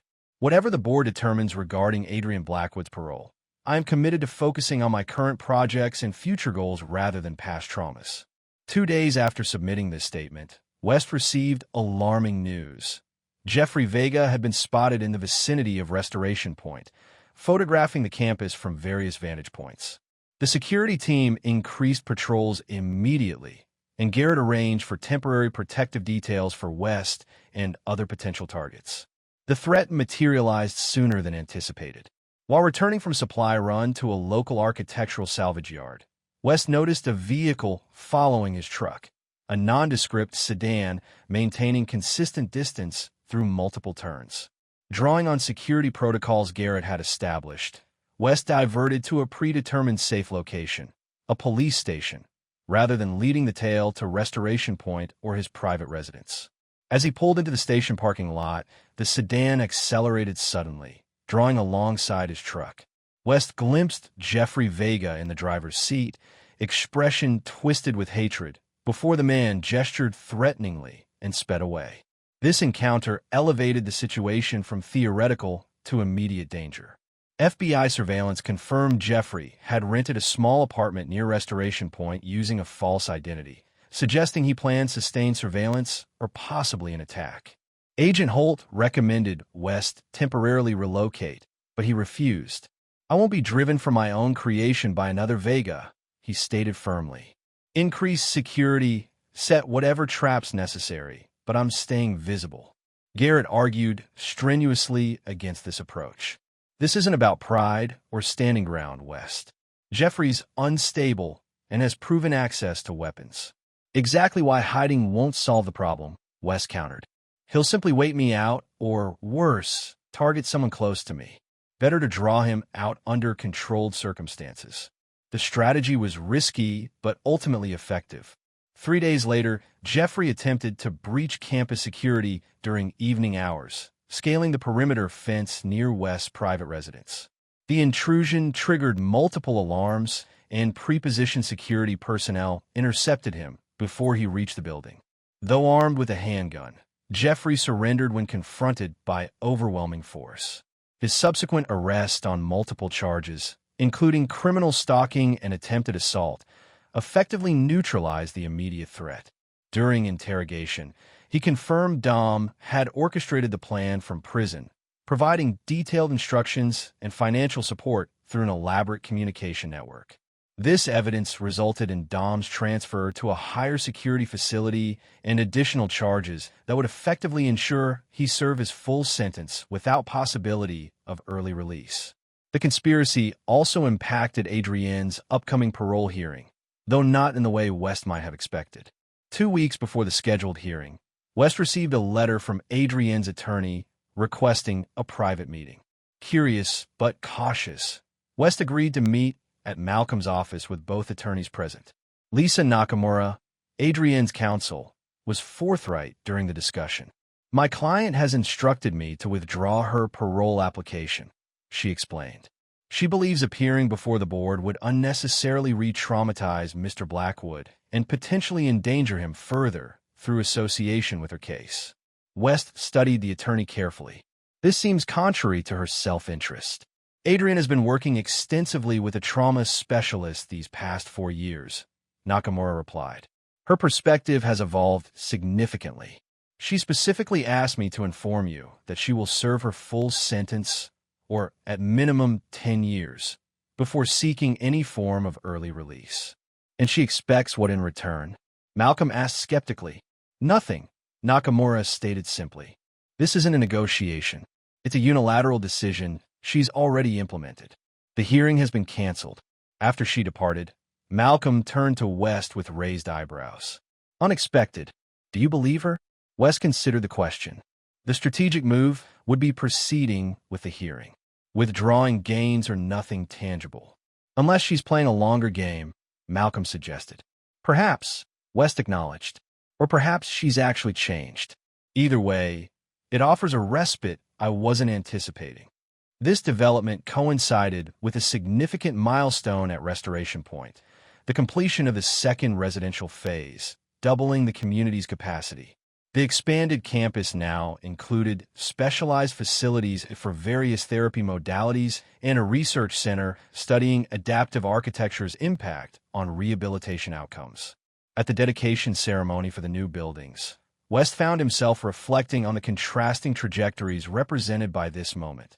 The community he'd built flourishing while the conspiracy that nearly killed him continued collapsing under its own weight. The irony wasn't lost on him that Restoration Point's success stemmed directly from the trauma Adrian and Dom had inflicted. Following the ceremony, Lillian joined West on the observation deck overlooking the campus, their relationship now openly acknowledged within the community. As they watched residents navigating the thoughtfully designed spaces, Lillian broached the subject they'd been avoiding. Adrian withdrawing her parole application. What does that mean for your closure process? Wes considered this carefully. I've been asking myself the same question. For years, I measured recovery through tangible metrics: physical healing, financial restoration, professional rebuilding. But the emotional aspects have been more elusive. And now, I think I've been waiting for some definitive moment of resolution that may never come, West admitted. Maybe genuine recovery isn't about perfect closure, but about building something meaningful despite the open questions. Lillian nodded thoughtfully. The residents here would certainly understand that perspective. Most will never return to their pre-injury states, but they're creating fulfilling lives within new parameters. The conversation marked a subtle but significant shift in West's approach to his ongoing recovery, from seeking complete resolution to embracing purposeful adaptation. This philosophy influenced his decision regarding a prestigious architectural award nomination he'd received for Restoration Point's innovative design. Rather than accepting personal recognition, West restructured the submission to credit the collaborative team, including rehabilitation specialists, former patients who had provided crucial feedback, and the construction crews who had implemented the challenging designs. This approach reflected his evolving understanding that true healing came through connection rather than individual achievement. As Restoration Point's first anniversary approached, West found himself reflecting on everything that had transpired since his awakening in the hospital room. The journey from victim to survivor to creator had transformed him in ways he was still discovering, reshaping his perspectives on justice, recovery, and purpose. On the evening before the anniversary celebration, West visited the site of the crash for the first time since the accident. The mountain road had been improved with guardrails, and few physical traces remained of the violent incident that had altered his life trajectory. Standing at the overlook, gazing down the steep slope where the car had tumbled, West experienced not the expected surge of traumatic memory, but a profound sense of distance, as though the events had happened to someone else or in another lifetime. The realization wasn't about forgetting or minimizing what had occurred, but about recognizing how completely he had evolved beyond that moment of intended destruction. As sunset painted the western sky in brilliant hues, West took a small metal container from his pocket, containing the wedding ring he had continued wearing during his coma, the symbol of vows Adrian had so thoroughly betrayed. After a moment's contemplation, he opened the container and let the ring fall into the canyon below, not as a dramatic gesture, but as a quiet acknowledgement that some attachments could finally be released. On the drive back to Restoration Point, West's phone rang with an unexpected caller. Agent Holt with news that would reshape his understanding once again. "There's been a development you should know about," she began without preamble. "Adrian has provided information leading to the discovery of additional offshore accounts controlled by Dom. Accounts containing assets that we believe originated from your stolen funds." West pulled to the roadside, giving the conversation his full attention. "How much?" "Preliminary examination suggests approximately $1.2 million, Holt replied. "She apparently discovered their existence recently through an old associate and immediately reported them." "Why would she do that?" West asked, genuinely puzzled. "She's already withdrawn her parole application. According to her statement, she doesn't believe she has the right to benefit from your funds, even indirectly through reduced restitution requirements." Holt paused before adding, "For what it's worth, my professional assessment is that her cooperation appears genuine rather than tactical." After concluding the call, West remained parked at the roadside turnout, processing this latest development. Throughout his recovery, he had maintained a relatively straightforward narrative. Adrian as calculated predator, himself as determined survivor. The possibility that she was experiencing genuine remorse and transformation complicated that narrative in ways he hadn't anticipated. As he finally continued toward Restoration Point, West realized that accepting this complexity represented its own form of growth, moving beyond the binary thinking of trauma to recognize that even the most damaged relationships contain multidimensional truths. The anniversary celebration the following day brought together residents, staff, medical partners, and supporters to commemorate Restoration Point's first year of operation. The event featured presentations highlighting resident achievements, research findings on adaptive architecture's effectiveness, and plans for future expansion. During his remarks, West spoke not about his personal journey, but about the collective wisdom he'd gained from the community's experiences. Restoration isn't about returning to what was, he observed, looking across the gathered faces. It's about creating what can be. Each of you has taught me that recovery isn't a destination, but a continuing process of adaptation, innovation, and growth. As applause rippled through the audience, West felt a sense of completion different from what he had originally sought. Not the neat closure of justice served or assets recovered, but the deeper satisfaction of purpose discovered through adversity.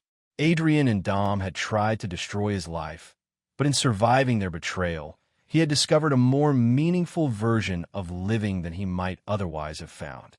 Later that evening, as residents and guests continued celebrating, Lillian found West sitting quietly on a bench overlooking the illuminated campus. "You seem contemplative," she observed, joining him. "Having second thoughts about all this?" West smiled, taking her hand. "The opposite. I'm thinking about possibility." "In what sense?"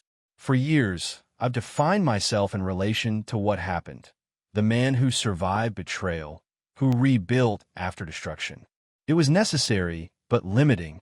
Lillian nodded, understanding. "And now I'm ready to be defined by what comes next, whatever that may be." As they sat together watching the community they'd helped create, West felt the final pieces of his recovery falling into place. Not through forgetting the past, but through choosing to orient himself toward the future. Adrian and Dom had tried to write his ending, but he had claimed the authorship of his own story, creating chapters they could never have imagined. The lights of Restoration Point glowed against the darkness, a physical manifestation of the principle that had ultimately guided him through his darkest moments. That from destruction, with sufficient courage and vision, one could build something even stronger than what was lost. Chapter 8. Reconciliation. Spring arrived at Restoration Point with characteristic Pacific Northwest ambivalence. Brilliant sunshine interspersed with cleansing rains, mirroring the complex emotional landscape West had been navigating. 18 months after the community's opening, the campus had expanded to accommodate 24 residents at various stages of recovery, with a growing waiting list testifying to the concept's success. On this particular morning, West stood in the community greenhouse, assisting Morgan Chun with the adaptive gardening program she had developed for fellow residents. Her recovery had progressed remarkably. Now walking with minimal assistance, she had transformed from patient to program leader, embodying Restoration Point's philosophy of empowered healing. "The raised beds are working well," Morgan noted, demonstrating how residents with mobility limitations could tend plants without strain. "But I'm thinking about vertical systems for those with more significant restrictions." West immediately visualized possibilities. "We could integrate hydroponic columns with adjustable heights. Let me sketch some concepts." Their collaborative planning was interrupted by West's assistant, Sophia, with an unusual message. "There's a Frank Reynolds here to see you. Says he's an old associate from your engineering firm. He doesn't have an appointment, but insists it's important." West frowned slightly. The name was unfamiliar, and he generally knew all former colleagues. "Where is he now?" Main reception. I can tell him you're unavailable if you prefer. No, I'll meet him. Please show him to my office in 10 minutes. After finishing with Morgan, West returned to his office, curious about the unscheduled visitor. The man waiting there bore no resemblance to anyone from his professional past. Mid-30s, military bearing, with a hyper-aware posture of someone accustomed to assessing threats. Mr. Reynolds? West extended his hand cautiously. That's my cover name, the visitor replied, his handshake firm but brief. My actual identity isn't relevant. I'm here representing the Federal Witness Security Program. West's wariness increased immediately. Why would Witness Protection contact me? The man produced credentials confirming his affiliation. I'm authorized to deliver information regarding Adrian Blackwood. May I speak freely, or would you prefer to verify my identity first? Say what you came to say, West replied, maintaining a neutral expression despite his internal alarm. 3 days ago, there was an attempt on Adrian Blackwood's life within the correctional facility. A fellow inmate attacked her with an improvised weapon. The man paused, gauging West's reaction. The attempt failed, but investigation revealed it was orchestrated by Dominic Vega through the same network he used to direct his cousin Jeffrey. West absorbed this information, his expression hardening. Is she all right? Minor injuries. However, the incident represents the third such attempt in recent months. Previous incidents were classified as random violence, but this pattern suggests coordinated efforts. Why tell me this? West asked, though he suspected the answer. Ms. Blackwood has provided crucial testimony in multiple federal cases beyond your own. Her continued cooperation depends on her survival. The man leaned forward slightly. The Bureau is offering her placement in witness protection upon release. This would include a new identity, relocation, and permanent severance of all former connections. West's mind worked quickly, processing implications, including any connection to me or my case. Correct, which is why I'm here. The man produced an envelope. Ms. Blackwood requested that you receive this communication before she potentially disappears permanently. She wanted you to have the choice of whether to read it. West accepted the envelope, noting the prison security markings and validation stamps. Is there anything else? Just this. If you wish to respond, you have 48 hours. After that, preparations for her protection program begin, and no further communication will be possible. The man stood to leave. A secure number for your response is included in the envelope. I'll see myself out. After the visitor departed, West sat for several minutes without opening the envelope, contemplating its significance. The prospect of Adrian vanishing permanently, becoming someone new, somewhere unconnected to their shared past, represented both potential closure and lingering questions. Eventually, he carefully opened the envelope and unfolded several handwritten pages, the familiar handwriting sending an unexpected jolt through him despite the years and distance. West, if you're reading this, you've been informed of recent events and what they necessitate. Before I potentially disappear forever, I wanted to offer you something I believe you deserve: complete truth without manipulation or self-serving omissions. The story began long before you suspect. Dom and I first met when I was 24, a brief, intense relationship while you and I were briefly separated during graduate school. I never mentioned him because the relationship ended badly, with Dom becoming possessive and threatening. When he reappeared in my life 3 years ago at that development conference, I was shocked but also intrigued by his apparent transformation into a successful businessman. The affair didn't begin immediately.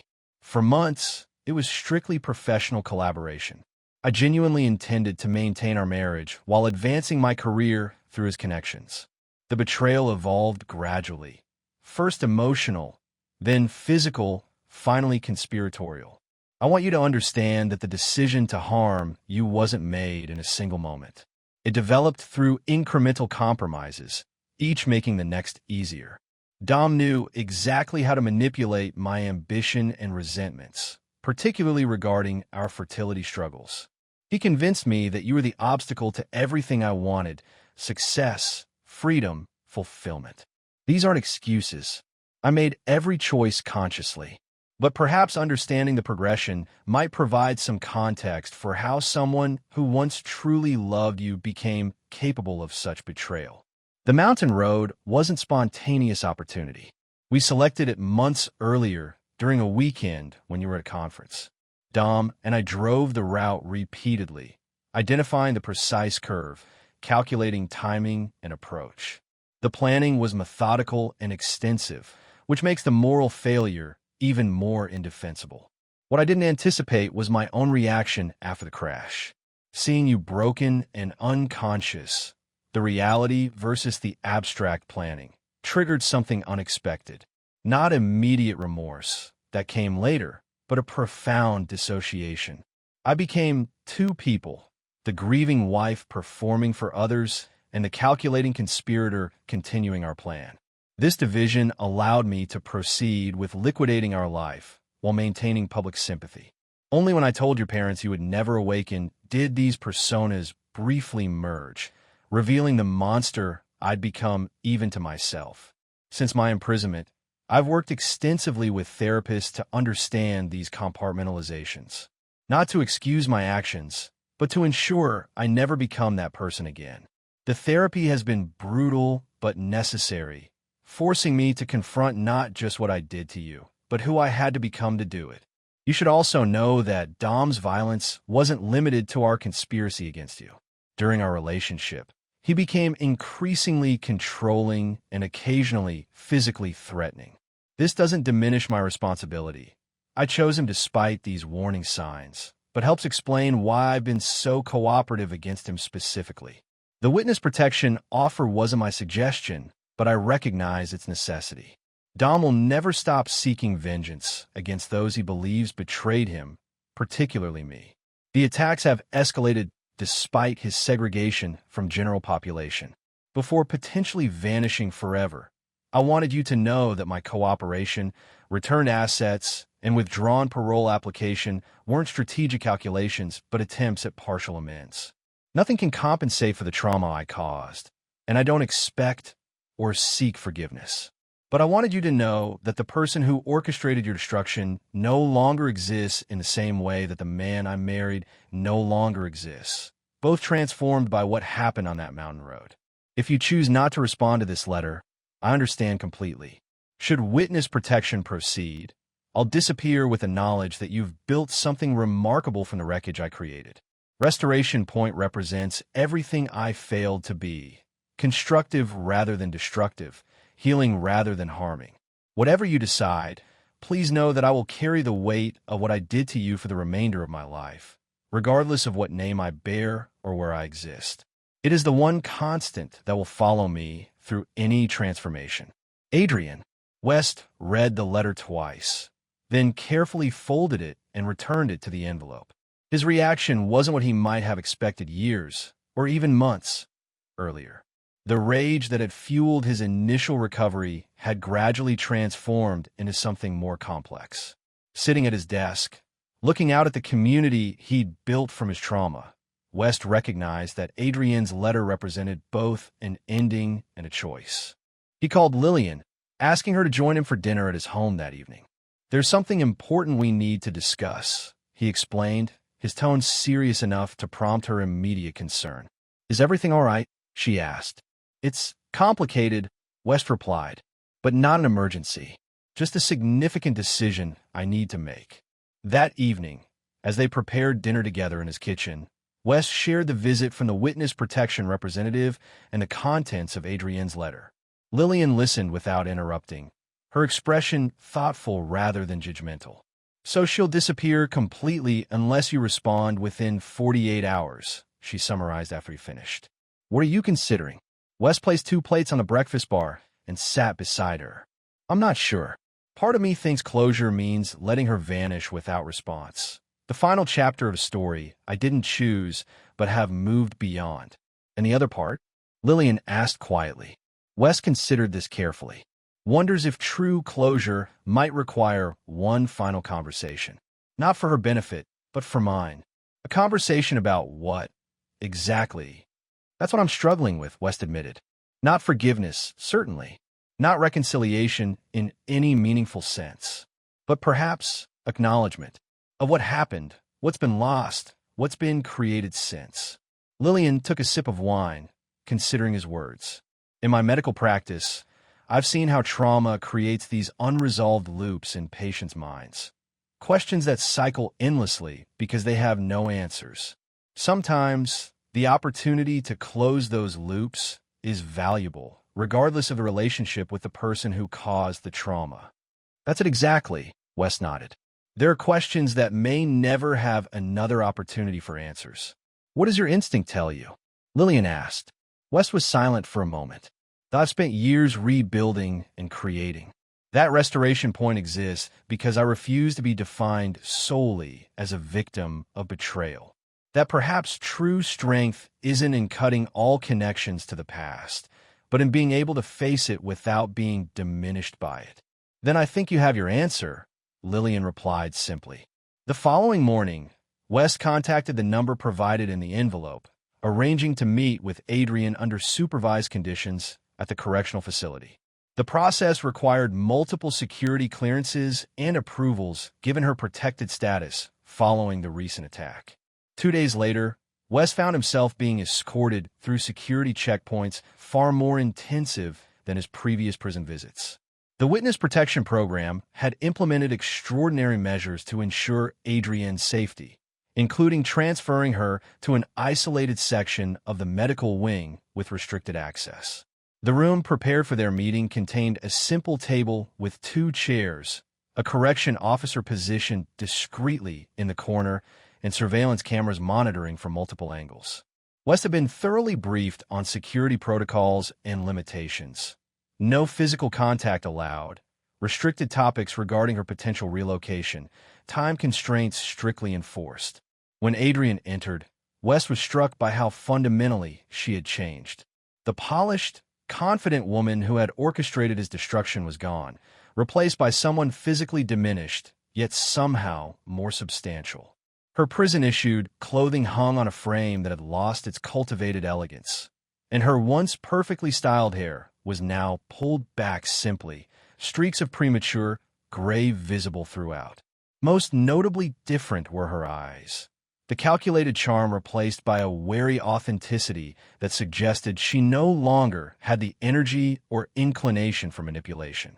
West, she acknowledged quietly, taking the seat across from him.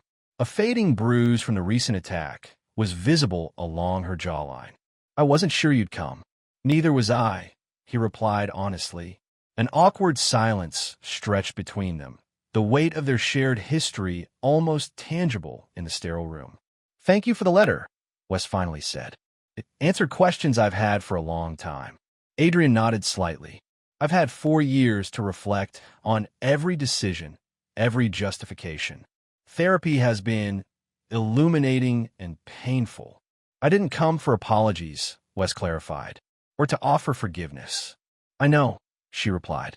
Those would be inadequate and presumptuous, respectively.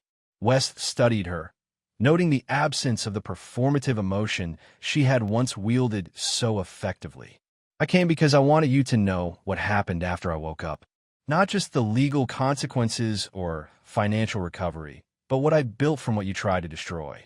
For the next 30 minutes, Wes described Restoration Point, its conception during his darkest rehabilitation days, its evolution from personal healing project to community resource, the lives being transformed through its innovative approach to recovery. He spoke without bitterness or accusation, simply sharing the reality he had created. Adrienne listened intently, asking occasional questions that reflected genuine interest rather than strategic information gathering. When he described Morgan Chen's journey from initial resident to program director, Adrienne's eyes showed the first hint of emotion.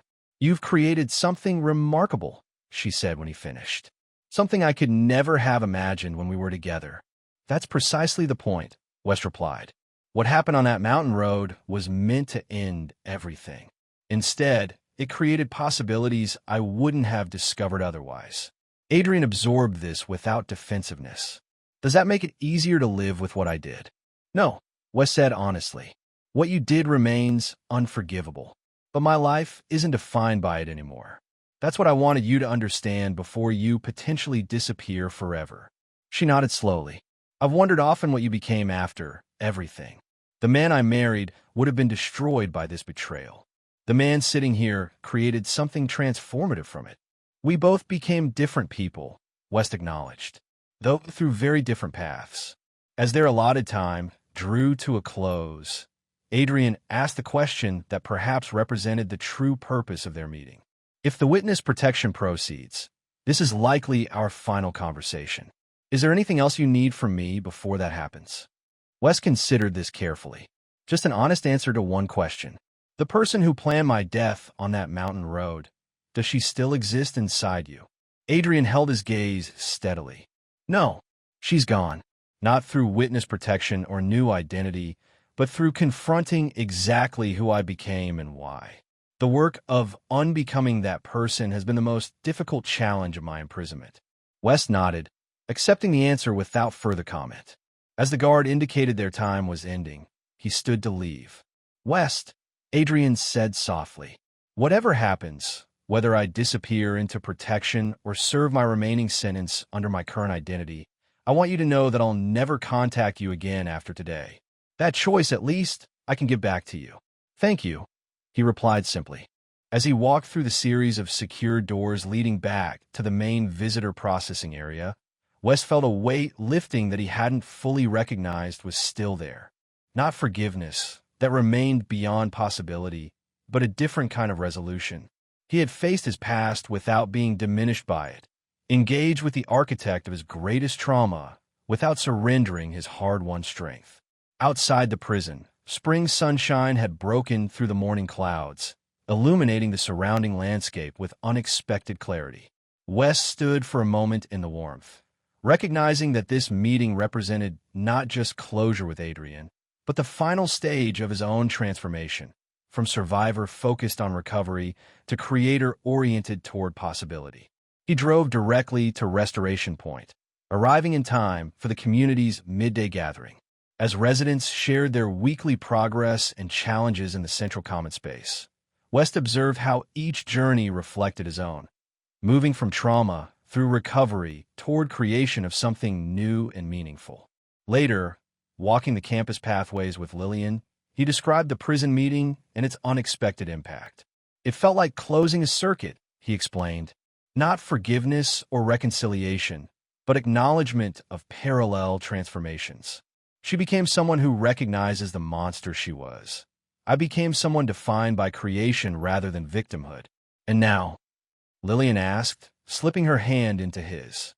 West looked across the thriving community, watching Morgan guiding a new resident through adaptive yoga postures on the central lawn. Now we keep building. 3 weeks later, West received a final notification from the witness protection representative. Adrian had been successfully transferred into the program, her former identity officially terminated. No details were provided regarding her new location or identity, just confirmation that she had disappeared from her former life completely. West filed the notification in the same drawer containing her letters and legal documents, artifacts of a history acknowledged but no longer defining. That evening, during dinner with Lillian, he shared his decision regarding the next phase of Restoration Point's development. I've been considering names for the research center expansion, he explained, unfolding preliminary architectural drawings, something that captures its purpose without directly referencing my personal story. Lillian studied the plans with professional interest. What are you thinking? Phoenix Institute, West replied, symbolizing transformation through adversity without explicitly referencing my experience. It's perfect, she agreed, recognizing the significance of this subtle but important distance from his personal trauma narrative. As summer approached, construction began on the Phoenix Institute, representing not just physical expansion but philosophical evolution. From a project conceived through personal recovery to an innovation hub serving broader community needs. West's role shifted accordingly, from founder-director to board chairman, empowering the leadership team he'd assembled to guide operations while he focused on architectural innovations and strategic vision. This transition coincided with developments in his personal life. After 2 years of increasingly serious partnership, West and Lillian decided to formalize their relationship. Rather than traditional marriage, they created a commitment ceremony reflecting their mature perspective, acknowledging past experiences while deliberately choosing shared future. The ceremony took place on Restoration Point's central lawn, attended by residents, staff, West parents, and close friends including Garrett and Agent Holt. No formal vows were exchanged. Instead, they shared mutual statements of intention and commitment, emphasizing transparency, growth, and purposeful partnership. During the reception that followed, Frank Blackwood embraced his son with uncharacteristic emotional openness. "Your mother and I weren't sure we'd ever see you truly happy again," he admitted gruffly. "You've built something remarkable here, not just this place, but this life." "It wasn't the path I would have chosen," West acknowledged, "but I'm grateful for where it led." As summer transitioned to fall, West received notification of a prestigious international award for Restoration Point's architectural innovations. The recognition included substantial grant funding for the Phoenix Institute, accelerating research capabilities beyond original projections. During the award ceremony in Copenhagen, West was asked about the inspiration behind Restoration Point's revolutionary design. His response reflected his completed journey from trauma to transformation. Architecture isn't just about buildings. It's about creating spaces that facilitate human potential. Restoration Point emerged from personal experience with recovery, but its true inspiration comes from something universal: our capacity to rebuild not just what was lost, but something better than what existed before. The questioner, unaware of West's personal history, nodded appreciatively at what seemed like philosophical insight rather than lived experience. This anonymity represented perhaps the most meaningful measure of West's transformation. His trauma no longer defined his public identity or professional recognition. Returning from Copenhagen, West found Restoration Point thriving under its expanded leadership team. Morgan Chun had been promoted to Resident Services Director, implementing innovative programs based on her personal recovery journey. The community had grown to 36 residents, with the Phoenix Institute attracting renowned researchers focused on adaptive architecture and rehabilitation innovations. For West, this flourishing beyond his direct control represented the most satisfying aspect of his creation. It had developed self-sustaining momentum, no longer dependent on his trauma narrative or personal oversight. Like a well-designed building, it stood on its own foundation, shaped by his vision but not limited by it. During this period, occasional updates regarding the federal cases stemming from his original situation arrived through Agent Holt. Dom remained in maximum security, his continued attempts to orchestrate external threats, resulting in additional charges and restrictions. The financial recovery process had concluded with approximately 80% of assets restored through various legal mechanisms. These updates, once central to West's recovery focus, now registered as peripheral information, acknowledged but no longer defining his daily consciousness or future planning. The final such notification arrived on a crisp October morning, exactly 5 years after his awakening in the hospital room. Final case report. All federal prosecutions concluded. Asset recovery complete within legal parameters. Case officially closed. West filed the document with the others, then turned his attention to preliminary designs for an international expansion of the Restoration Point concept, a project in partnership with a European rehabilitation center interested in implementing the adaptive architecture model. That evening, during a community gathering celebrating Restoration Point's second anniversary, West found himself observing rather than directing proceedings. Residents managed the event themselves, with Morgan coordinating presentations highlighting individual and collective achievements. Lillian joined him on the observation deck, overlooking the celebration. "You're unusually quiet tonight," she noted. "Just appreciating the view," West replied, indicating the thriving community below. 5 years ago today, I woke up in that hospital room to find Adrian and Dom being arrested. Everything since has been rebuilding from that moment. "And now?" Lillian asked, echoing their frequent check-in question. West smiled, genuine warmth reaching his eyes. Now I'm ready for the next chapter, one that isn't defined by what was destroyed, but by what we're creating together. Below them, Morgan was introducing a new adaptive sports program. Her enthusiasm infectious as she demonstrated equipment modifications for various mobility challenges. Residents gathered around, their focus entirely forward-looking, exactly as West had designed the community to facilitate. That's the real achievement, West observed quietly. Not the buildings or awards, but creating a place where people define themselves by possibility rather than limitation. Lillian squeezed his hand knowingly. Just as you have. As darkness fell, the community gathering transitioned to a lantern ceremony. Each resident launching a paper lantern representing personal milestones achieved and goals still pursued. The glowing lights ascended into the night sky, creating constellations of individual journeys united in shared purpose. West and Lillian joined the ceremony, releasing their own lanterns into the gentle breeze. As he watched his lantern join the others, West reflected on the distance traveled from that mountain road, not just physically or professionally, but emotionally and spiritually. The woman who had orchestrated his destruction had inadvertently catalyzed his transformation. The betrayal meant to end his story had instead sparked an entirely new narrative, one richer and more purposeful than might otherwise have evolved. This understanding represented the final piece of West's recovery journey, the recognition that trauma, while never deserved or justified, could be integrated rather than merely survived. The experience that had nearly destroyed him had ultimately revealed capacities for resilience, innovation, and compassion that might otherwise have remained dormant. As the lanterns ascended into the darkness, their collective light illuminating the campus below, West embraced this paradox with hard-earned wisdom, that sometimes the greatest destruction creates possibility for the most meaningful creation, and that the journey from betrayal to transformation ultimately leads not back to what was lost, but forward to what could never have been imagined. Chapter 9. Transformation.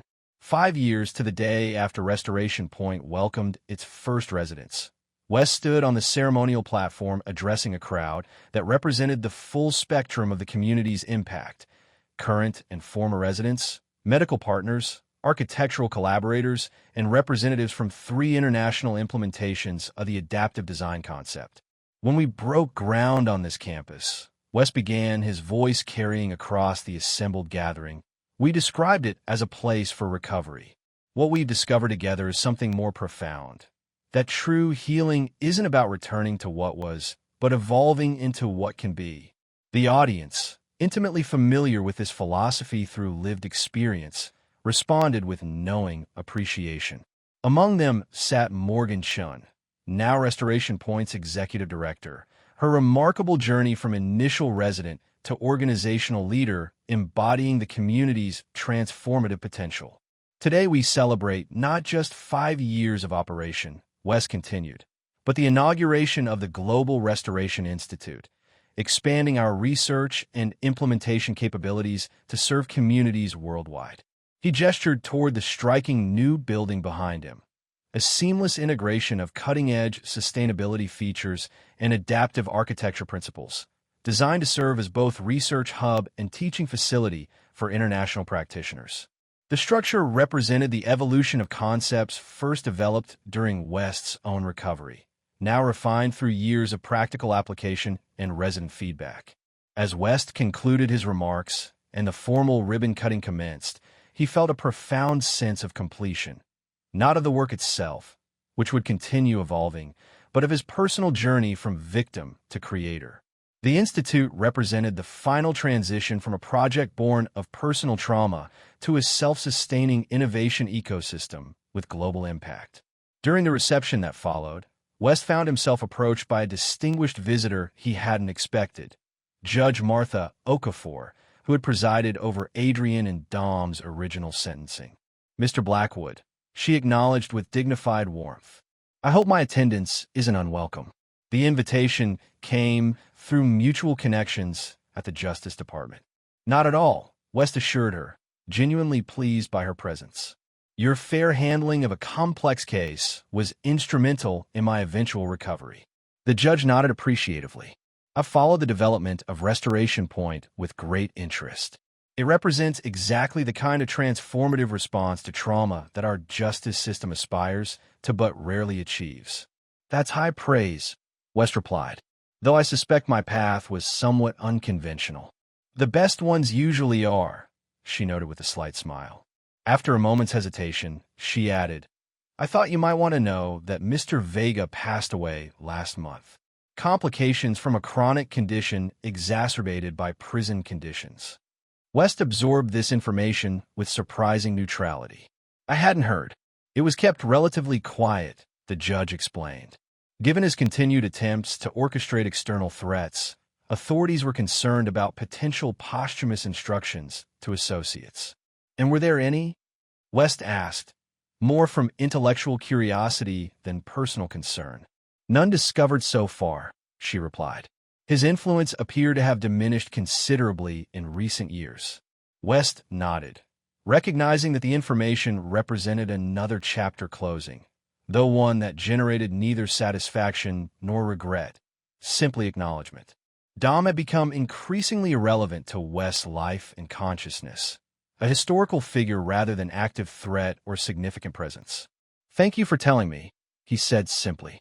As Judge Okafor moved on to greet other attendees, Lillian joined West, noting his thoughtful expression. Everything all right? Dom died in prison last month, he explained quietly. Judge Okafor just informed me. Lillian studied him carefully. How do you feel about that? West considered the question seriously. Strangely disconnected, like hearing about a historical figure rather than someone who once tried to destroy my life. That's a measure of how completely you've moved forward, Lillian observed. His death doesn't define anything for you anymore. This perspective crystallized something West had been gradually recognizing, that true recovery wasn't measured by justice served or wrongs righted, but by the diminishing emotional impact of the original trauma. Dom's death registered as information rather than emotional watershed, confirming how thoroughly West had transcended the betrayal narrative. The celebration continued into evening, transitioning from formal ceremony to community gathering. Resident performances showcased adaptive arts programs, while interactive exhibits demonstrated technological innovations developed through the Phoenix Institute over the previous years. During this more relaxed portion of the event, West found himself approached by Dr. Kenneth Wu, a neurologist who had been among the first medical professionals to collaborate with Restoration Point. Now director of his own rehabilitation center in Seattle, Dr. Wu had implemented many of the adaptive design principles pioneered at Restoration Point. I've been meaning to share something remarkable with you, Dr. Wu said after exchanging pleasantries. A patient of mine mentioned knowing you under unusual circumstances. I'm not at liberty to share specific details, but she indicated you might understand the reference to the mountain road. West felt an unexpected jolt of recognition. When was this? About 8 months ago, Dr. Wu replied. She was admitted for rehabilitation following complications from a previous injury. Nothing life-threatening, but requiring extensive physical therapy. She's since completed treatment and relocated. Did she say anything else? West asked carefully. Dr. Wu shook his head. Just that seeing our implementation of your design concepts confirms something important for her. That transformation can be genuine and complete. West nodded thoughtfully, understanding the message that had been deliberately conveyed through this chance connection. Adrian, or whoever she had become through witness protection, had experienced firsthand the healing environment his trauma had inspired, and wanted him to know that her own transformation continued in parallel to his. The information required no response or action. It simply completed a circle of awareness between two people whose lives had been irrevocably connected and then deliberately separated. Like Dom's death, it registered not as emotional disruption, but as narrative completion, another thread tied off in a story West had moved beyond. Later that evening, as the celebration concluded and most guests departed, West walked the illuminated campus pathways with Lillian, reflecting on the day's events and unexpected revelations. Do you think she did it deliberately? Lillian asked regarding Dr. Wu's message. Placing herself in a facility implementing your designs? Possibly, West acknowledged. Or perhaps it was coincidence that became meaningful once she recognized the connection. Does it matter to you either way? West considered this carefully. Not in the way it once might have. It's just another confirmation that all parties have moved forward on their separate paths. This perspective reflected how thoroughly West had integrated the traumatic chapter of his life, acknowledging its reality and impact without allowing it to dominate his present consciousness or future orientation. The betrayal had become historical context rather than defining narrative, informing but not limiting who he had become. As they reached the central plaza, now quiet after the day's activities, West paused to observe the campus from this vantage point. Each building represented a specific aspect of his recovery journey. The initial residential units born from his earliest rehabilitation experiences, the community center embodying connection as essential to healing, the Phoenix Institute manifesting research and innovation emerging from adversity. I've been thinking about next steps, West said after a comfortable silence. Both professionally and personally. What kind of steps? Lillian asked. With the Global Institute launched and Morgan fully capable of leading operations here, I'm considering focusing more exclusively on international implementations. He turned to face her directly, including significant time at the Copenhagen and Singapore sites during their development phases. Lillian smiled, immediately understanding the implicit question. Are you asking if I consider relocating temporarily to support those projects? More than temporarily, West clarified. I'm thinking about a different approach to life and work going forward. Less centralized, more nomadic, creating impact across multiple communities rather than remaining tethered to this one. Embracing transformation as ongoing rather than completed, Lillian observed insightfully. Exactly, West nodded. Restoration Point will always remain our foundation, but perhaps the next chapter involves building multiple versions rather than continuously expanding this one. As they discussed possibilities, West recognized that this conversation represented the final evolution of his recovery journey, from surviving betrayal to rebuilding what was destroyed to creating beyond original parameters. The capacity to envision future possibilities unconstrained by past trauma represented the most meaningful measure of his transformation. The following morning, West convened the Restoration Point leadership team to discuss his evolving role and the organization's future direction. Morgan, now fully established as executive director, received his proposal for a more globally focused contribution with characteristic pragmatism. The timing makes sense, she acknowledged. The community is stable, the institute is launched, and international implementations need your direct architectural expertise more than we need day-to-day involvement here. Other team members expressed similar support, each having developed specialized expertise that collectively ensured the organization's continued flourishing. What had begun as West's personal healing project had evolved into a self-sustaining ecosystem of innovation and recovery, precisely the outcome he had ultimately hoped to achieve. 2 months later, West and Lillian departed for Copenhagen to oversee groundbreaking for the European implementation of Restoration Point. The Danish version incorporated cultural adaptations while maintaining core adaptive architecture principles, reflecting West's evolving philosophy that true innovation required contextual flexibility rather than rigid replication. On the evening before groundbreaking, they walked along Copenhagen's picturesque Nyhavn Canal, discussing the project's unique features and potential impact. As they paused to observe the colorful historic buildings reflected in the water, West was struck by how completely his life had transformed from that fateful day on the mountain road. I was thinking about something Morgan said before we left, he commented, watching boats navigate the canal. That my greatest contribution wasn't the architectural innovations or even founding Restoration Point, but demonstrating that traumatic endings can become transformative beginnings. Lillian considered this thoughtfully. She's right in a way. The buildings and programs are remarkable, but your personal journey provides the underlying narrative that inspires others. From intended victim to global innovator. West nodded, acknowledging the truth in this observation. The irony isn't lost on me. Adrian and Dom tried to erase everything I'd built, but their actions ultimately led to creating something with far greater impact than I might otherwise have achieved. Not despite the trauma, but because of how you responded to it, Lillian emphasized. That's the distinction that matters. As they continued their walk, West reflected on the long journey from that hospital room where he had awakened to find federal agents arresting his would-be killers.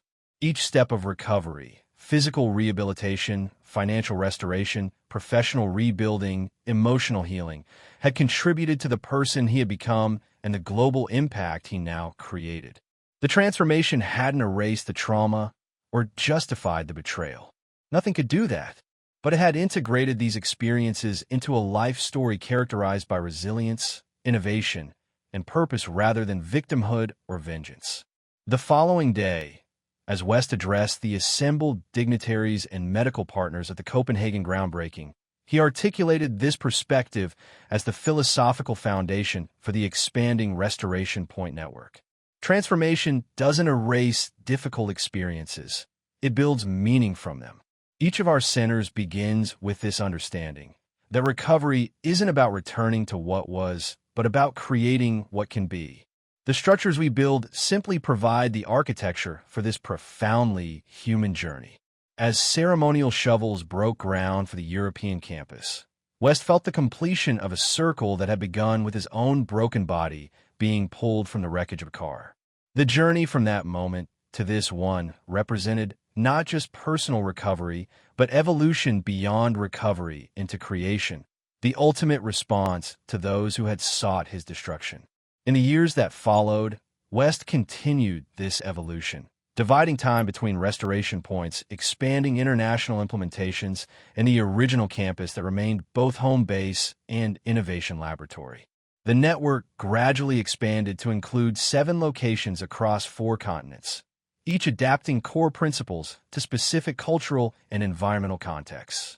Throughout this period, West and Lillian maintained their partnership, their complementary strengths creating a foundation for both personal fulfillment and professional impact. Their relationship, built on transparency and purpose rather than romantic idealization, provided stability amid constant travel and innovation challenges. On rare occasions, indirect news regarding Adrienne's post-protection life reached West through filtered channels, always respecting established boundaries while acknowledging their irrevocable connection. These updates required no response, but confirmed parallel journeys of transformation, continuing on separate paths. A decade after his awakening in the hospital room, West returned to Restoration Point for its milestone anniversary celebration. The campus had evolved significantly under Morgan's leadership, maintaining core principles while implementing continuous innovations based on resident experiences and research outcomes. During the anniversary gala, West was presented with a leather-bound volume documenting personal stories from over 200 former residents whose lives had been transformed through the adaptive community.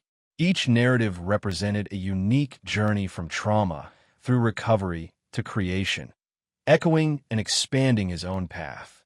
As he accepted this unexpected gift, West was struck by how thoroughly his personal experience had been transformed into collective impact, from individual tragedy to global innovation ecosystem.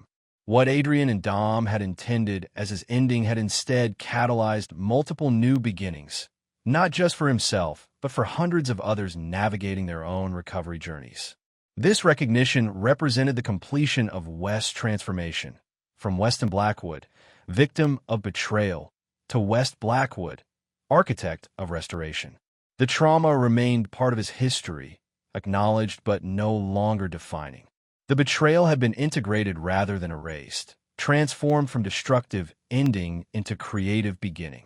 Standing before the gathered community that had grown from his response to trauma, West offered what had become his defining perspective, the philosophy that had emerged from his journey from Mountain Road to global innovation. True transformation doesn't mean forgetting what happened or pretending it didn't matter. It means building something so meaningful from the experience that it becomes foundation rather than limitation.